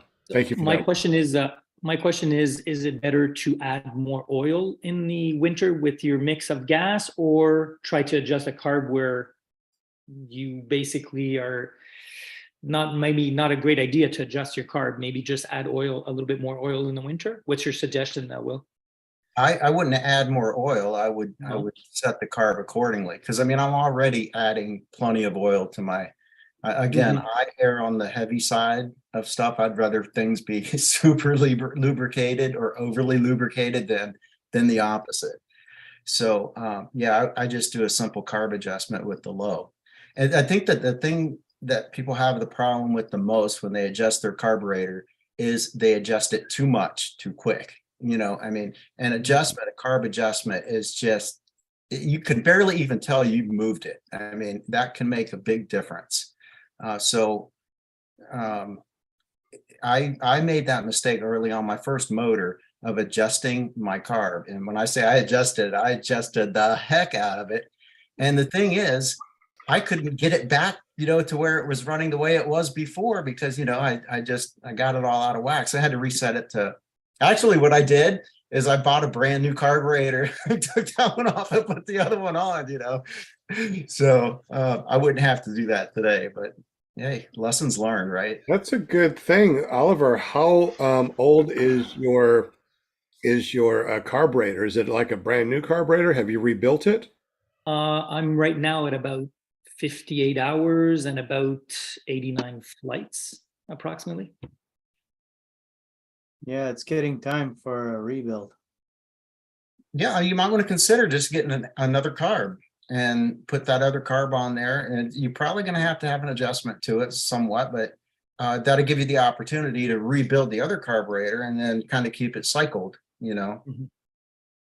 Yeah, And how high, and real quick, how high are you above sea level? A few hundred feet. That's not the Okay. issue. Yeah. Okay, understood. Yeah. Jim, were you saying something, bud? yeah, it doesn't take very long to to rebuild your carb. Like you can do it pretty quickly. So if you get yourself a kit, you can probably do it. Well, if it's your first time, then it might take you a couple hours, but it shouldn't take that long. I don't think I it was should I take was a just couple hours. yeah, I was just hoping that when the spring comes back and the hot weather is back, that everything's going to go back to normal. It's possible too, right? It is possible. That's right. Oh, also real quick, what kind of fuel are you using? Are you using ethanol or non-ethanol? Non-ethanol 91. Okay, well, Okay. Yeah. what kind of oil are you using? It's the Oh, boy. Macho Motul. 800. 710 or 800? 800. 800. That's a good one. That's good Yeah, for that's a high good heat. point about the fuel because some locations they change the the ethanol mix between summer or winter. They change the additives, and that would be possible that it could be messing with things. One of the things we used to run avgas in our nitros, and that was nice, but it was interesting. Even we ran Decalin, which is a product that they use for full scale airplanes to try to reduce the lead fouling. And we were really surprised when we were down at Aviator and we tore down some of the motors, and we were surprised how much carbon and lead buildup we were getting in the motors, just even adding Decalin when we were running avgas. So we were like, out of heck with it. We just went back to running, straight old pump gas because it was pretty noticeable how much gunk was getting on the head. Well, from the lead also buildup. too, when you're running avgas, that is actually is a lubricant.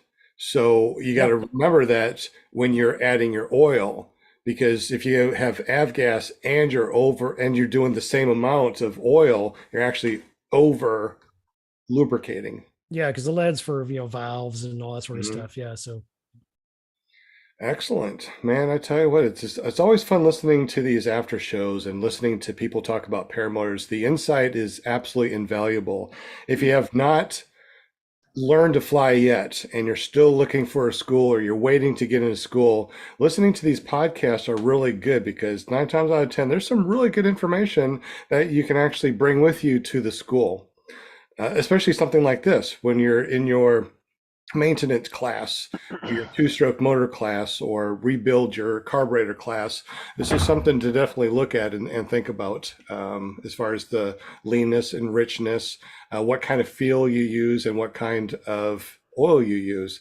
I used all sorts of different oils. I think that I've come to the conclusion that the Sabre is the most cleanest burning oil so far, and I don't have the following like I used to with the Motsu 710 and the 800. Real quick on the panel, what kind of gas do you use, fuel mixture, and what kind of oil do you use? Also, everybody in the super chat, if you fly, please let us know what kind of fuel you use, ratio, and what kind of oil. James, real quick, since you're at the top over here on my screen, what kind of fuel you use, ratio, and oil? Just curious. Yeah, I normally run 92 with ethanol. That's about the highest I can get here. And then I run 40-1 with AMSOIL. And I've not had no foul plugs as of yet until I go up tomorrow because I said something. That always seems to be the thing. That always it seems to be the case. Ryan? I primarily use like just 87 pump gas. I started out with the Maxima K2 on my Atom 80. Now I'm flying the Moster. I was using up what's left of the 50-to-1 that I had that I was running in the Atom, and I'm switching over to the Dominator, the AMSOIL Dominator oil, and I'm going to be mixing that at about 60-to-1. Now, when you get the gas, are you talking about non-ethanol or ethanol? Just regular, just pump gas, just the ethanol. With ethanol? Okay. Yeah. Have you noticed any more deterioration in your carburetor membranes when you do a rebuild? I have not taken the Moster apart yet because I haven't put enough hours on it. I think I've only put about 3 hours on it. But the Atom I took apart at 50 hours, and it was in almost pristine condition. I think it's just because the carburetor on that one tends to drain out down the fuel line. I don't have a completely solid system there. It after it sits for a little while, the gas will actually pull out of it. So I think that may be working to my benefit. Well, that's very interesting. Because it's not actually sitting in the carburetor for an extended period of time. Well, and how long does it take you to do 50 hours? It took me about 2 years to do 50 hours. Good. I don't fly. I don't get as many fly days as you guys down south do. The weather up here isn't as conducive to flying. So if we get 2 days a week, we're doing really well. That's funny that you say 50 hours in 2 years. Yeah. Because I've done 25 in a weekend. So yeah, that you need to do more. You need to do more flying for sure, bud. For sure. I'm trying. I'm over 100 hours at this point, but Oh, that's good. But yeah, it's just the weather up here is really rough when it comes to trying to get fly days between work and everything else. It's Yeah, just tough. My dog said that was rough. Yep, absolutely. Jeff, what is your fuel ratio? Ethanol, no ethanol. What kind of oil do you use? Well, when I lived in Texas, I was fortunate that going down to the local Buc-ee's, I could get 91 octane ethanol free, which is freaking awesome. And we run AMSOIL Sabre like 50-to-1 ish, somewhere in there.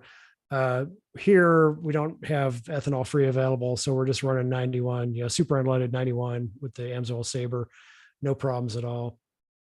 Yeah, I like the Sabre also. Yeah. I think it's awesome. And if you guys have not been to a Buc-ee's, you need to go to a Buc-ee's. Oh, absolutely. Right. I just got to go to one. They're awesome. Yep. Who in the super chat has gone to a Buc-ee's? And do you know what we're talking about? If you're like, what's a Buc-ee's? You haven't been to one. It's a gas station, but it's a mall. It's a mall gas station with probably 100 fuel pumps. I mean, it is the most incredibly huge gas station mall I've ever seen. How do you explain a Buc-ee's anyways, Ryan? And they're famous for their bathrooms. That's what they started. They super clean bathrooms. Yeah. They're huge bathrooms that are like immaculately clean. Oh my God. Yeah, if you're from Florida, you'll get this reference. It's Wawa and Walmart had a love child. Right. Actually, I can actually do you one better. Cracker Barrel and Wawa. Because that's more like what they've got such a variety of stuff. It's more like a Cracker Barrel type shop, but it's also a gas station, so they got a bunch of extra stuff, food, and I mean they've got so many different things.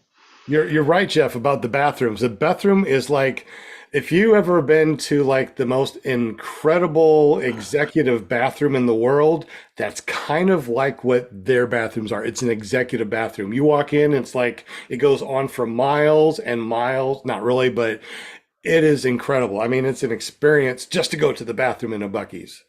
I want to give a quick pro tip, Sean. Yes. For going to the gas station. If the pump does not have a designated nozzle for the ethanol free, put the first gallon of fuel into your car, then fill up your tank, your can, because all of the fuel that's in the hose and then down into the pump where the switch is has ethanol in it. So you're actually you're putting ethanol in your motor anyway if you're trying to prevent ethanol from running through your paramotor, put the first gallon into your car, and then top off your And your not fuel only can. that, it's probably 87 octane, whatever the cheapest Yep. gas that somebody just put in. You just, Yep. yeah, anybody who's driven a motorcycle knows that, yeah, you're going to get hosed on that. Hosed on that hose. Exactly. Mhm. John Wayne in the super chat came up with something really interesting, Oliver. He said if the air filters were exposed to moisture before freezing temperatures, it would choke out the motor, which means that you need more fuel. So, do you think that maybe the air filters could have had some moisture in it and froze? I don't think so because my power motor is in a trailer outside. So it's already, the temperature is already the same as what I'm going to be flying in. So I don't bring my motor inside, outside in the winter, especially. So I leave it in that enclosed trailer outside. Yeah, I don't know if has everyone ever heard of a carb, like one of our carbs getting carb icing? That was Yeah. a big problem with the Atoms when they Really? first came out. Yeah, the MY19, that was a really big problem. Yeah, I think And I they had heard to- something about that. Yeah. They ended up the following year they switched the carburetors to the 30 WB37, 32. I don't remember. They changed the carburetor and it fixed the problem. Yeah, I But remember. yeah, you can. But I don't know what the number is either. You got to watch the separation between the humidity and Mhm. the freezing temperature. The dew point spread. If the dew point spread is too close, then you don't want to be in the air because you're going to get carb icing. And the Interesting. way that'll manifest itself, like I actually got it in my car.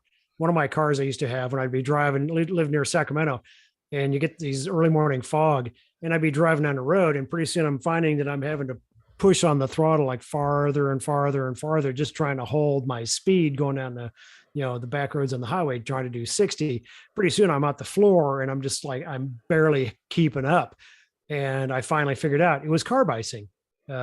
Pull over, turn it off, let it warm up, and it would clear itself out and I'd be good to go again. So then I had to figure that out, but I'd never experienced it in a car before. So that was kind of trippy, but yeah, that would definitely, manifest itself and like sucking the life out of your motor for sure. So, Ryan, real quick, I see that you posted a question here. Can you ask him real quick what your question Sure. was? Jeff, with all of your flying experiences, what was the fastest you've ever flown? And what was your most memorable flight to date with paramotor-wise? Fastest flight, I would have to say, is in pilot training. Since we flew T-38s, you do one supersonic flight. So technically, that would be the fastest I've ever flown, is in a T-38 doing Mach, something slightly over Mach. And the whole reason, the only point of doing a supersonic flight is they show you what it feels like on the controls, because when a shockwave transitions on an airplane, like if you've ever watched the Right Stuff, the shockwave attaches to the leading edges, and like a T-38, it has a full flying stabilizer. And when the shockwave attaches, suddenly it becomes incredibly heavy to try to make a turn. You've got basically no pitch authority. It suddenly gets massively reduced. You got to make a turn, you try to pull, and you're like, whoa, what is going on here? That's the kind of the clue that, oh, we're supersonic. And the problem is if you're like pulling on the stick super hard and then you go subsonic, all of a sudden that stabilizer bites into that subsonic air and you could actually over G the airplane. So they kind of teach you what that feels like, so that if you're ever out there flying formation and chasing somebody around, you know what it feels like. So you're like, to back off. But otherwise, it's kind of like, it's boring. It's a non-event. You just watch the needles jump and like, oh yeah, we're supersonic. But otherwise, it's like, you know nothing. It's not memorable at all. Paramotor wise, memorable flight, I would say probably doing our mass arrival into Oshkosh. The first year I was there, that was pretty epic. We took off from a field about 8 miles away, and I think Tucker was there. He did a little bit of, there's a short clip of one of his videos that says, fog at Oshkosh, and they're all sitting around waiting to fly, and you see some guy flying off and going off into the clouds. And that was me, because I'm looking around going, hey, we got a mile visibility. Yeah, what are you guys waiting for? I'm tired of waiting around. I'm going to go up and play weather ship. So I took off and just to go see what it was like. And ended up me and Ron were the only ones that actually made it. It was horrible. So we ended up doing one later, but that was probably the most epic flight of just cool, having that many motors in the air, flying to Oshkosh and landing at the ultralight field. That was super cool. How many other guys are flying with you? There was like 60 guys. We kind of took off in waves, so we wouldn't overwhelm the ultralight field when we landed there. Yeah. That must have been pretty cool. incredible. Yeah, it was neat. I mean, Oshkosh is amazing because it's the only place, for ultralight pilot where you could fly morning and afternoon. You go to hit the morning brief, get briefed by the air boss, and they had hours dedicated so you can go fly your paramotor. So I got to demo, some motors and things, and people would come out to watch us fly, and it was a really good time. I mean, no one else gets to do that. Yeah, it was cool. I Can Fly PPG says, please ask Jeff why the U.S. Air Force still has the U-2 in service. Because there's nothing else that has the capabilities. We keep upgrading the sensors in the U-2 and the capabilities, like the radar, for instance. It has an incredible radar that is good for, all weather, long range. And there's some really neat things you can do with it. Like when I was flying the thing, we still flew a few camera missions and a thing called the SIRE, Senior Year. It's like a giant camcorder SIRE system. It still flies that. It has infrared, but the radar, the ASAR, is the synthetic aperture radar, is the primary sensor. And we started experimenting with a technique where you'd image targets on the ground, and let's say you could get, say 3-foot resolution, meaning that objects have to be like 3 feet apart to determine that they're actually separate objects. So if you're looking at vehicles or something on the ground, but you can, so you have to get a certain level of resolution. Well, we found out that you could go image a target at a later date, and then instead of looking at the radar waves directly, you can actually measure the phase shift of the radar waves coming back. It's kind of a radar interferometry technique, and you can get millimeter level resolution out of it. At what altitude? At what altitude? Above 70,000 feet. Altitude doesn't really matter so much. So you found out you could find out that someone drove down that dirt road overnight from the compaction of the soil. We can see that. In Afghanistan, once the technique was matured, they were going to do a ground offensive in Afghanistan. We went imaged the area where they're going to go, compared it to previous imagery we'd done, weeks earlier, and did the same thing. And they spotted like 250 potential IED locations where you could tell someone dug in the dirt here, there, over there, on that corner. And so now that you know that those are there, you can go ferret all those little spots out so you don't get any surprises later. So a lot of really neat capabilities. Not only that, that's just the sensors, but it also it's a giant flying electronic vacuum cleaner. What they call ELINT, comment, electronic signals intelligence gathering capabilities are just huge. They're kind of a broadband look at it, that it can receive data. Predators and other drones, they don't have that kind of bandwidth to be able to do the amount of volume of stuff that the U-2 still does. Satellites are cool, but everyone knows where the satellites are. And so that, here comes a satellite, put a sheet over what you don't want them to look at. You wait till it's gone, then you take the sheet off and go about your business. Or if the clouds happen to be overhead, you can't do it. Whereas the U-2 is designed to be able to loiter for 10, 12 hours, hanging out, imaging, and providing real-time intel for people on the ground. And so far, there's nothing out there that can do any better. 70,000 feet, and you can see within millimeters of something. Yeah. I need glasses right here to see within millimeters right in front of me. Holy crap. Yeah, I've seen radar imagery like in a B-52, and I see these guys reading these are mountains and things we're doing low levels, and okay, what does that look like? First time I went down, actually looked at the actual raw imagery of the U-2. It looks like black and white TV. It's okay, so there's not much. Even though you're looking at radar data, it looks literally like black and white TV. It's you can see rocks, bushes, vehicles. It's pretty darn crazy. I remember sitting with the wife watching Patriot games or something. You see the little videos of the little shadows of dudes running across the field, and you're looking at stuff, and it's is that real? I'm yeah, it looks pretty accurate, actually. That's kind of what it looks like. Wow. Yeah, it's amazing technology, and of course, it just keeps getting better. And the stuff, my hope is, and the thing that I have to believe is that there are a lot of really smart guys working for us in the government doing some really cool things that we don't know about and really don't want to know about. And this is stuff that you can tell us, that's not classified. I can't even imagine what classified type of stuff would be. I mean, it would be like being able to look down from satellite and seeing a dime and seeing what year it was made.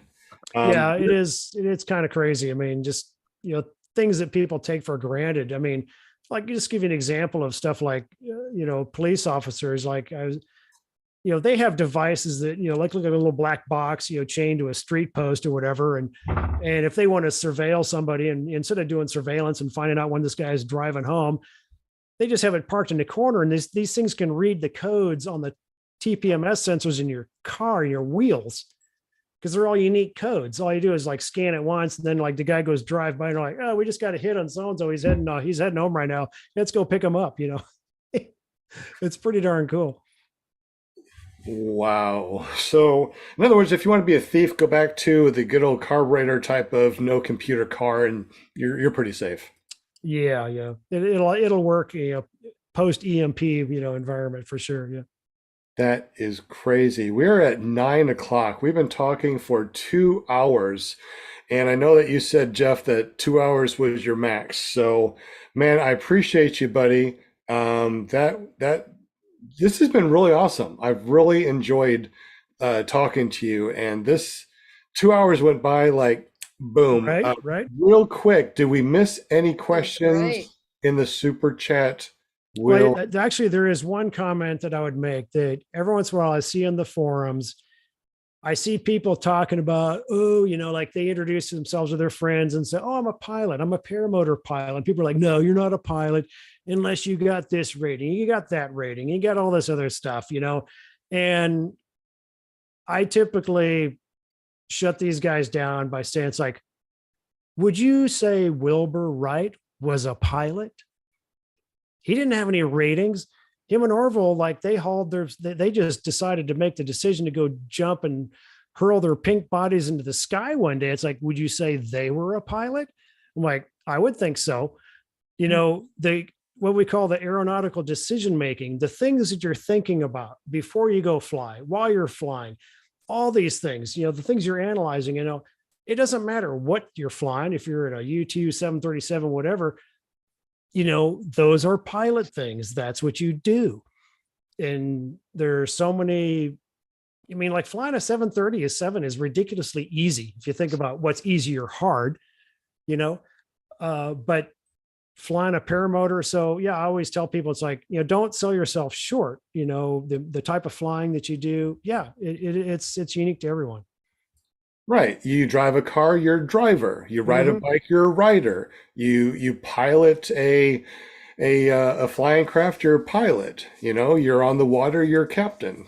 There was like you can see in the background, obviously you can see I got a ton of basses back there. I've been a musician for years, and there was a guy who was a very famous bass player, but he wrote a book and he talked about, he was trying to learn how to be better, and someone said, oh, well, could you help me learn how to play bass? And he's like, well, how long have you been playing? And I've been playing years. And the guy's like, well, are you a musician? And the guy's like, well, what instruments you playing? He's like, doesn't matter. I can play anything. He's like, what are you talking about? You can play anything. He's like, well, if I'm a writer, I could write a novel with a computer or crayons or a pencil. You wouldn't say I'm a pencil novelist. It's like, I'm a writer. And his point was, he says, right now you're a bass player. He says, with my help, I'll teach you to become a musician, because it's a way of communicating. And anyway, it was kind of this mind-blowing concept. It's like, wow, he's so right. And I realized that as a musician, I'm essentially a mute. I can sight read music and I play something, but as far as trying to communicate musical concepts to somebody else, I'm like, I'm lost, compared to most guys out there. Yeah. That's crazy. Again, Fly PPG wants to know if drone pilots are pilots. Oh, now we're getting sketchy because, with all the return to home and auto flight and all that, yeah, that's getting pretty, I kind of draw the line at that. I have to say that if you put drone in front of the word pilot, thumbs up. I understand, right? A drone pilot, we understand. You're Everyone's staying like, underground. get it. Yes, absolutely. You Ah, pilot a military craft. drone now, that's a different story. I'd consider them pilots. No, Well, think about it. you They're have to still be on a the rated, ground. you have to be a You know, rated pilot to fly drones, but we sent one of our U-2 guys. He actually went to go fly drones, and we kind of were teasing him. It's like, hey, how's it going in the drone? Where he's like, I don't know, I can't explain it. These things keep crashing all the time. He's like, well, duh, you put a U-2 pilot in charge of drones, and of course he's gonna go, oops, oh, we lost another one. These things suck, job security, See, I race drones, so I don't have that whole autopilot. We got drones. Oh that, yeah, no, I that's a said I whole raced at yeah. 120. FPV stuff is nuts, man. I've done a little bit. That stuff is awesome. Yeah. Yeah, especially when you're doing like 100 miles an hour, just whipping around things. I've seen some of those videos and I'm like, no, I'll keep my DJI that goes nice and slow, 35 miles an hour, that won't crash. And if it gets too far, it will come back to me. I like that stuff. Well, I don't know if you've heard this before, but there have been cases more than once of guys who are doing FPV stuff in an airplane. They're flying an RC airplane doing FPV, and they've crashed and had a heart attack and almost died from the, like their sense of reality was like so real that they go in and they went and they packed it in with the model airplane, and they actually had a heart attack from the trauma. The brain just like, I'm going to die.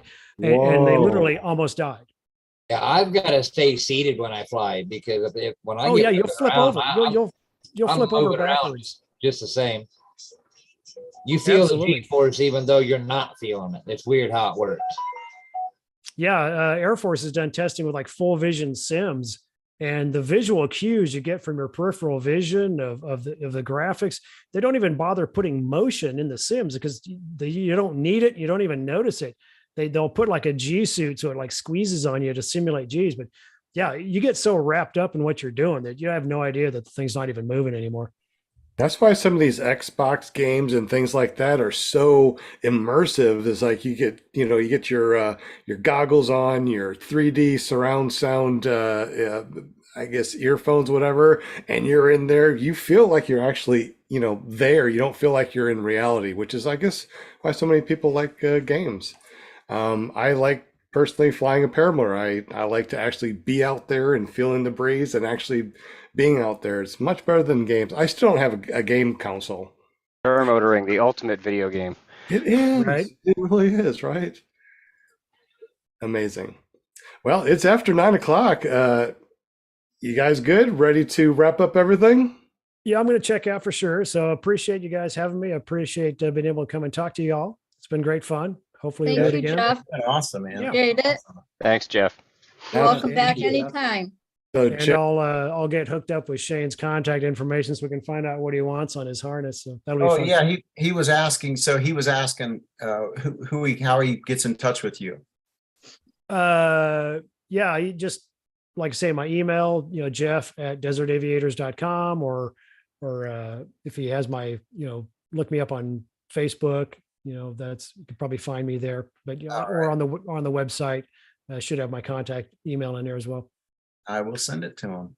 Yeah, I'll make sure. excellent. So Jeff was our amazing guest tonight, Jeff Fletcher. Real quick, before you head on out, tell us once more about your flight school in Arizona. Yep, it's desertaviators.com, full up paramotor training school in Santan Valley. We do foot launch, wheel launch, trikes, tandem flights, year round in Arizona. Good times. Good times, buddy. Well, thank you again. Definitely appreciate you, buddy. Have an awesome week, and we'll get up with you later on because I got some questions for you. So I'll get up with you later about that, bud. All right, sounds good, man. Talk to you later. All right, have a good one. All right, Bye, guys. guys. Thanks, Jeff. What an amazing evening. So let me go ahead and say goodbye to everybody. Let's start with James Bevel. He runs jbppg.com. Tell us a little bit about your company, what you make, and how we can get up with you, bud. So basically, again, if you look behind me, let me get out of the way.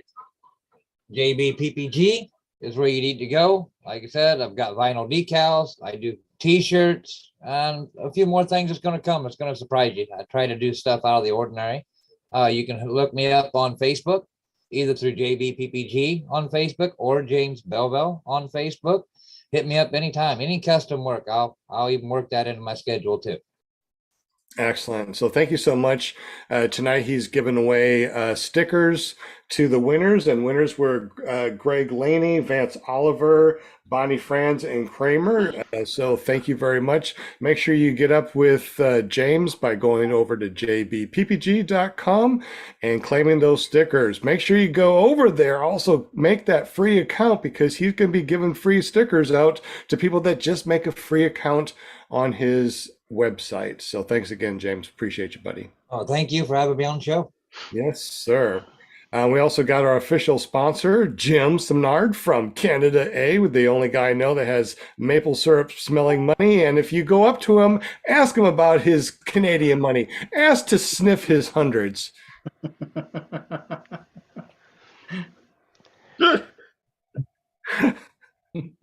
I have to carry them with me now all the time. You know that. Jim's never going to be able to leave the house again. Yeah, exactly. Everybody's like, hey, can I sniff your hundreds? Jim, tell us about your company and tell us about your decals. Yeah, I got carePrinting.com. You can come and check out my website if you need anything printed. And it's exceptionally good deals right now, since the US dollar is so strong and the Canadian dollar sucks. But anyway, you get an awesome deal. So give me a call if you need anything printed, stickers, checks, business cards, brochures, whatever.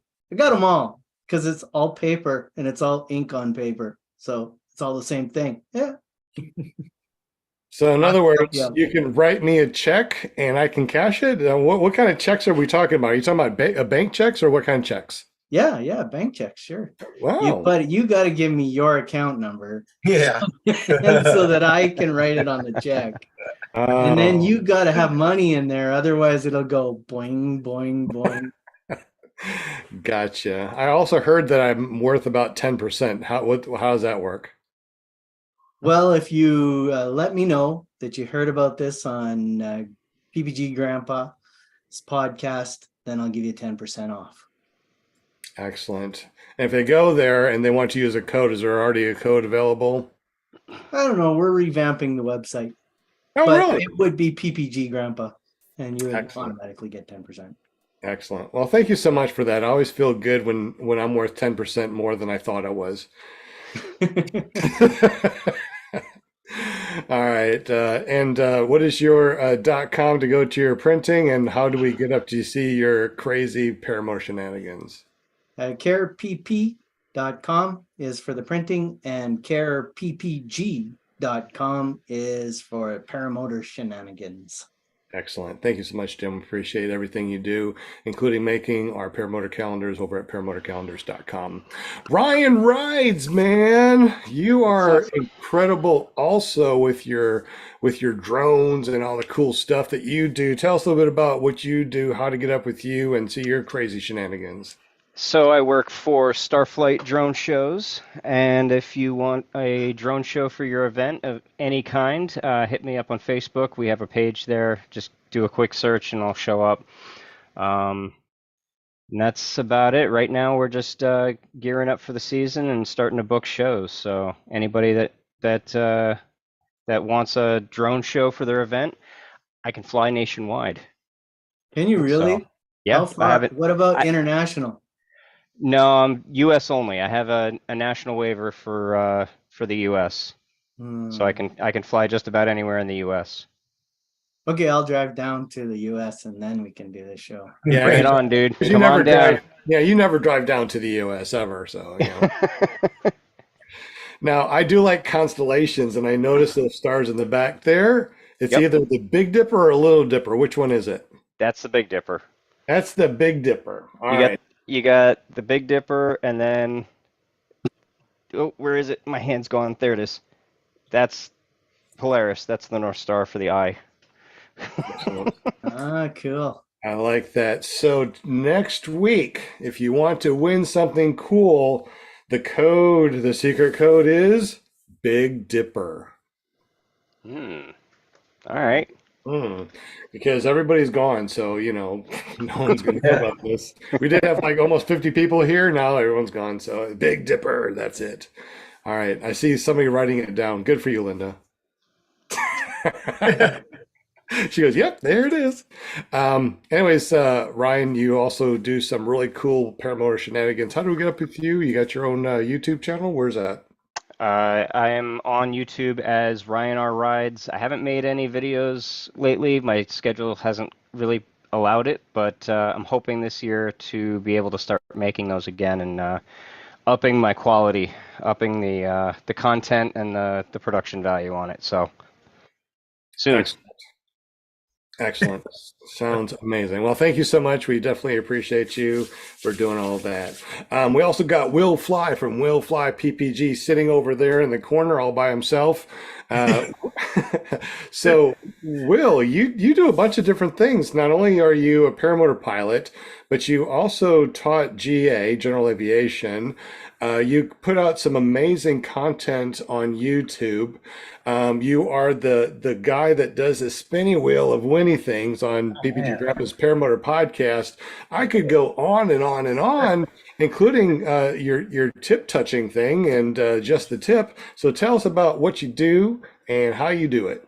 Yeah, man. So I came from a general aviation background. I'm a CFII. Nice. And I wanted to get back into aviation, and paramotor just like checked all the boxes. And I'm glad I went that direction because it gave me the feeling that I really was after all along, and that was the feeling of flight. So yeah, I fly paramotors, I make videos about it, and I pass on little tips as I learn them along the way. You can check me out at willflyppg.com or just search for Will Fly on YouTube. And tomorrow night, too. We do a show tomorrow night, Paramotor Hangout, 8 p.m. Eastern on YouTube. ppgshane.com will take you right there. I was just going to ask you about that. Good for you. Hey, you also said, too, that you got a justthetip.com or another.com. Have you developed that one yet, or is that still in the making? I have not developed that one yet. I probably should. Yeah, paramotortips.com, I think it is. Paramotor Tips. Paramotortips.com. That's cool. Paramotor Tips. I did this Google search for that. Things came up that I was not expecting. I was just like, don't go to just the tip. No. Oh, man.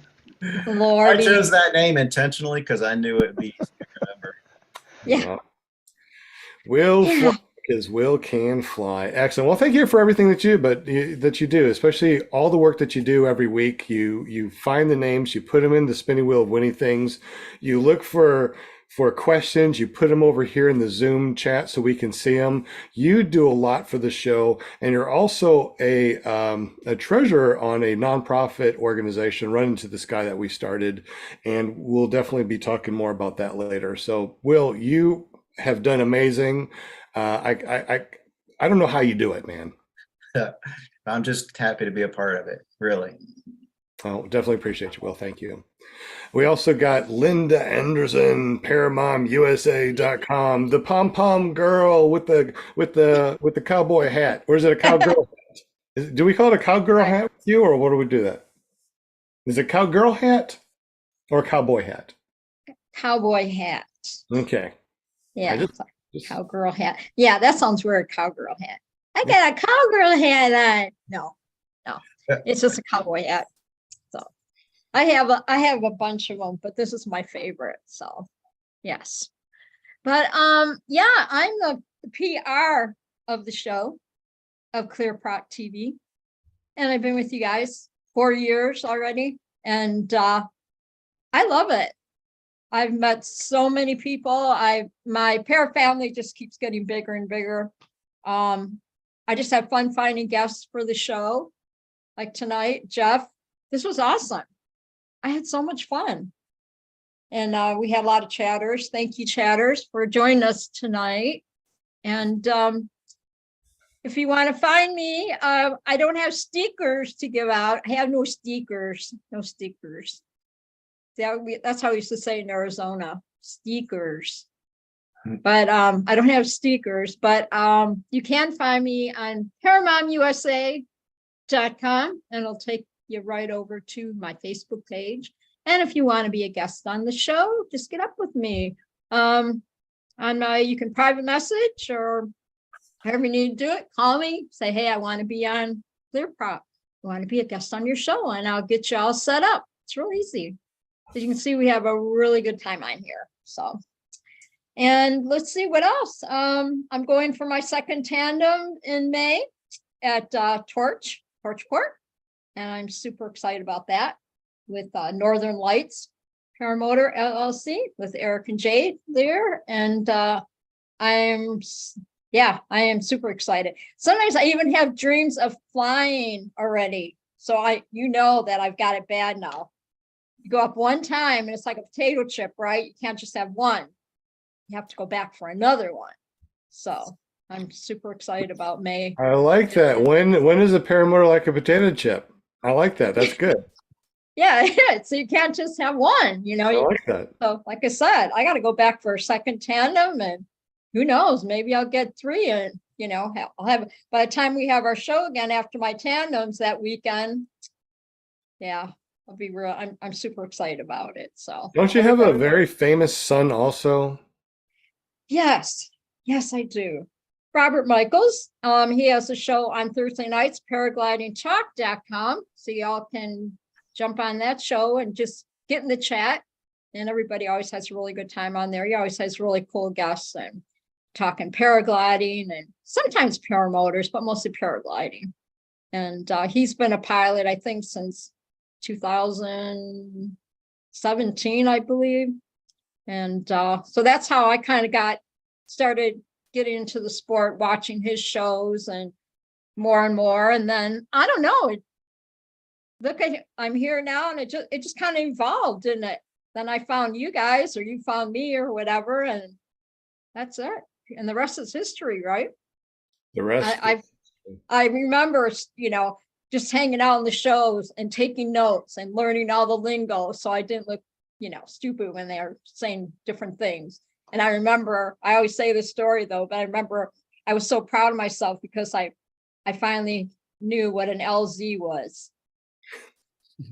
I remember when I didn't know what an A was. That's a landing zone. I'm like, yeah. I thought I was really cool when I first learned that. But now, I know I can pretty much get down all the lingo. Even when me and Robert, have our conversations, he's like, wow, Mom, look at you.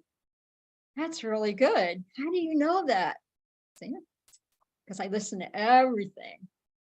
Oh, you are amazing. We definitely thank you for everything you do for the show. And I don't know what I would do without you. So thank you very much. You've probably seen Oliver in the background. Oliver actually won something last week. We got together, started talking, and he wanted to come on the show to ask that question about his Moster 185 using twice as much gas. So if you didn't hear, make sure you rewind and listen to that conversation. Oliver, thank you so much for just hanging out with us. We appreciate you, buddy. Thank you so much for having me on the show as a guest. Really appreciate it. Great content. I love your content. I've been listening to your podcast for forever. I've been flying for a year and a half now. I don't have Jim's $100 maple syrups, but I do have the 20s. Wow. Nice. Maple syrup hundreds. I love that. Yeah. So you're in Canada then, Jim? Oh, yeah, okay. I'm from Ottawa, Canada. Yeah. Okay. All right. Nice. So Okay. so you're both from Canada, so you both know each other. Oh. That's cool. Right? I mean, isn't that what Americans think? Hey, you're from Canada. You must know each other. Yeah. Days of driving away. I'm almost probably 5 days of driving away from Jim. Yeah. That's further. So you know each other. That's further. Yeah, so you than know each other, Mexico. eh? Cool. You know what it's all about. Yeah. Thanks a lot, guys, for all the content, the questions, and the amazing podcast. You're welcome to come back anytime, Oliver. Come Thanks hang for with hanging us. with us. Thanks We for having enjoyed me. it. Yeah. Absolutely. Man, I always have a blast. I learn so much. I make new friends every single week. I know. I tell you, I feel so blessed. And like I said, I couldn't do this without you guys. Everybody that comes over here in the super chat and hangs out with us, I appreciate you. I cannot wait to meet everybody at a I flying know. eventually. I've been so busy with school over at paramotorarkansas.com. We got more people coming in every week. We got another person coming in this next week. It's like nonstop, and I don't even That's right. advertise. I don't even advertise. Can you imagine if I advertised? I couldn't do it. I couldn't handle it. Too much. But That's so Start hiring people. I need to. We're going to expand big time, especially since we got Run Into the Sky, the nonprofit organization. It's designed to go with Resurgence PPG, Project Airtime, and to help disabled veterans. If you already got training from Resurgence PPG and you need gear, we're here to help you get gear. If you're brand new and you have disabilities, we actually fabricate and customize trikes and flying machines to help people that may be missing a limb or something like that. So it's really awesome, and I can't wait to talk more about that later as we get and as we grow bigger and bigger. Anyway, you can always find me at ppggrandpa.com. We're always over here every Monday night at ClearPropTV.com. You can listen to us at paratalk.org. Yep. Make sure you run into the sky.org because that's going to be really awesome in the future. You want to learn how to fly in Central Arkansas? Check out paramotorarkansas.com. You can always text me or call me anytime because if I'm asleep, I put it on silent. Put this in your phone real quick. PPG Grandpa. My name is Sean Symons, PPG Grandpa. My phone number is 501-747-3558. Yes, that's my actual cell phone number. Text me anytime. You know, if you want to talk about paramotors, trust me, I'm the guy. We just talked for what? 2.5 hours? Yep. James, how many That's hours? cool. How many hours did we talk the other day? I think we've pushed 4 hours or so. 4 hours the other day on the phone. So if you just want to talk paramotors, Holy moly. trust me, Will, how many hours do we talk on the phone? 2 hours. It was at least 2 hours. Yeah. Yeah. Call. Wow, man. Jim, how long do we talk on the phone? A couple hours. Yeah, we are yappity yap yap talkity talk people. Brian, I know. you ever call me on the phone yet? Yeah, I have. How many hours do we talk? I kept it short. I was about an hour and a half. I I barely was out had of coffee at that point. barely had time to talk. I mean, that's why I kind of couldn't remember talking to you. We Yeah, just that's all right. didn't talk very long, only an hour and a half. I don't know you in an hour and a half. But No, it's cool that I can now we have like communication, you know, because you always tell me, you know, if there's something going on or just call me, you know, and now it's like I'm more comfortable with it, you know, if I have to call you for something or vice versa. right. How many you know, hours to- we talked, Linda, on the phone? Details. Mucho, right? Yeah, you know, yeah, I like that. Like we all kind of communicate, you know. Jim, are you back? Are you back home then? Or are you I still on the road? am. Oh, you are home? You betcha. I made Oh, it. good. Good. Can- Yeah, can- you were kind of like in my my old stomping grounds there in Arizona at the Achim airport there. And I've been in that casino quite a few times. And when I used to travel around, do the rodeos and stuff, I traveled out in Santan Valley. I did a lot of rodeos out there and stuff, barrel races and all that kind of stuff. And Cool. And, Well, we flew in there. We landed right at the casino and went in for breakfast and then Yep. took off and went back to the flying circus. Hey, a flying Okay. circus is definitely a circus, but if you get up and get out of the area and go and see things and do things and you don't fly with all the other crazies, you'll be fine. well, you'll have to one night we'll have you back on the show again, like the guest, and you can talk about, you know, all your traveling. Yeah, talk about your road trip. You know, get your notes all together, and then when we have like just we're all hanging out night or whatever, then you can. Yeah, see, I'm the PR, so I'm already putting all this together. Are you the So PR? Are you we're really gonna, the PR? you know, Are you really? kind of just be on with us and we're hanging out. We don't have a guest, but you'll be like a guest, and then you can talk about your road trip. She's you the real PR. Are you the PR or is this your show? I still don't understand. Who are you? I always- You're even everything. I know. Even when I talk to Robert, I'm always like, "Yeah, I got a show tonight. Yeah, I got my show tonight." And he, Yeah. you know, everybody just kind of, okay, yeah, they know what I'm talking about. So, Absolutely crazy. and I say, we're just family. It's Para Family, my Para Family show, right? Yeah. So Hey, we got a Jane, good guest next week. So I'm going to go to jbppg.com and make a free account. Would you give away free stickers to everybody on the panel? Oh, I could. Well, holy I smokes. get a list. Like I said, I've got enough of them stockpiled here to keep us going for a little while. And just keep rolling with it. It won't be hard for me to cut some more. Sure. Excellent. So I'll help you out. I'll send you shipping money and stuff like that later on to ship everybody these things that you're doing. So thank you so much, James, for all the stuff that you do and are going to be doing in the future. I know the things that you're going to be doing because we talked for 4 hours, which is more time than what we've done on this podcast, which is crazy. I told you if we recorded it, it'd be a 4-hour freaking podcast. Yeah, you did say that. Yeah, I did. All right. cool. That's very cool. Will, you're on mute if you're trying to say something. I was going to say your stickers, James, they'll make the circuit. So we'll make sure it's on the boards and stuff at the fly-ins, stuff like that. So you'll be represented well. Good Yes, deal. I'm going to be at a few this year, set up with a little stand, a little whatnot. Like I said, I'm doing a lot of t-shirts, designs and stuff now that, so I'll be giving away some t-shirts here real soon. Good. Excellent. Cannot wait. Once again, guys, we got James Bevel over at jbppg.com. Make a free account over there because he's going to be giving away stickers. You want to be the show? Go over to see Linda Anderson at paramomusa.com. Ryan Rides, man, he's a credible drone pilot. And what is your .com for your star thing? It's right now we just got our Facebook page. It's facebook.com/starflightdrones. Starflight Drones. If you haven't been over there, make sure you go over there and like that page. Something tells me it's going to blow up, and you're going to have videos too, right? All the cool stuff that you do on there. Every flight that we do, we're going to be recording, so we're going to be updating as the season starts kicking off. We're going to be posting new videos. So yeah. Absolutely. So check out Ryan Rides and his shenanigans on YouTube and go over to the Facebook page.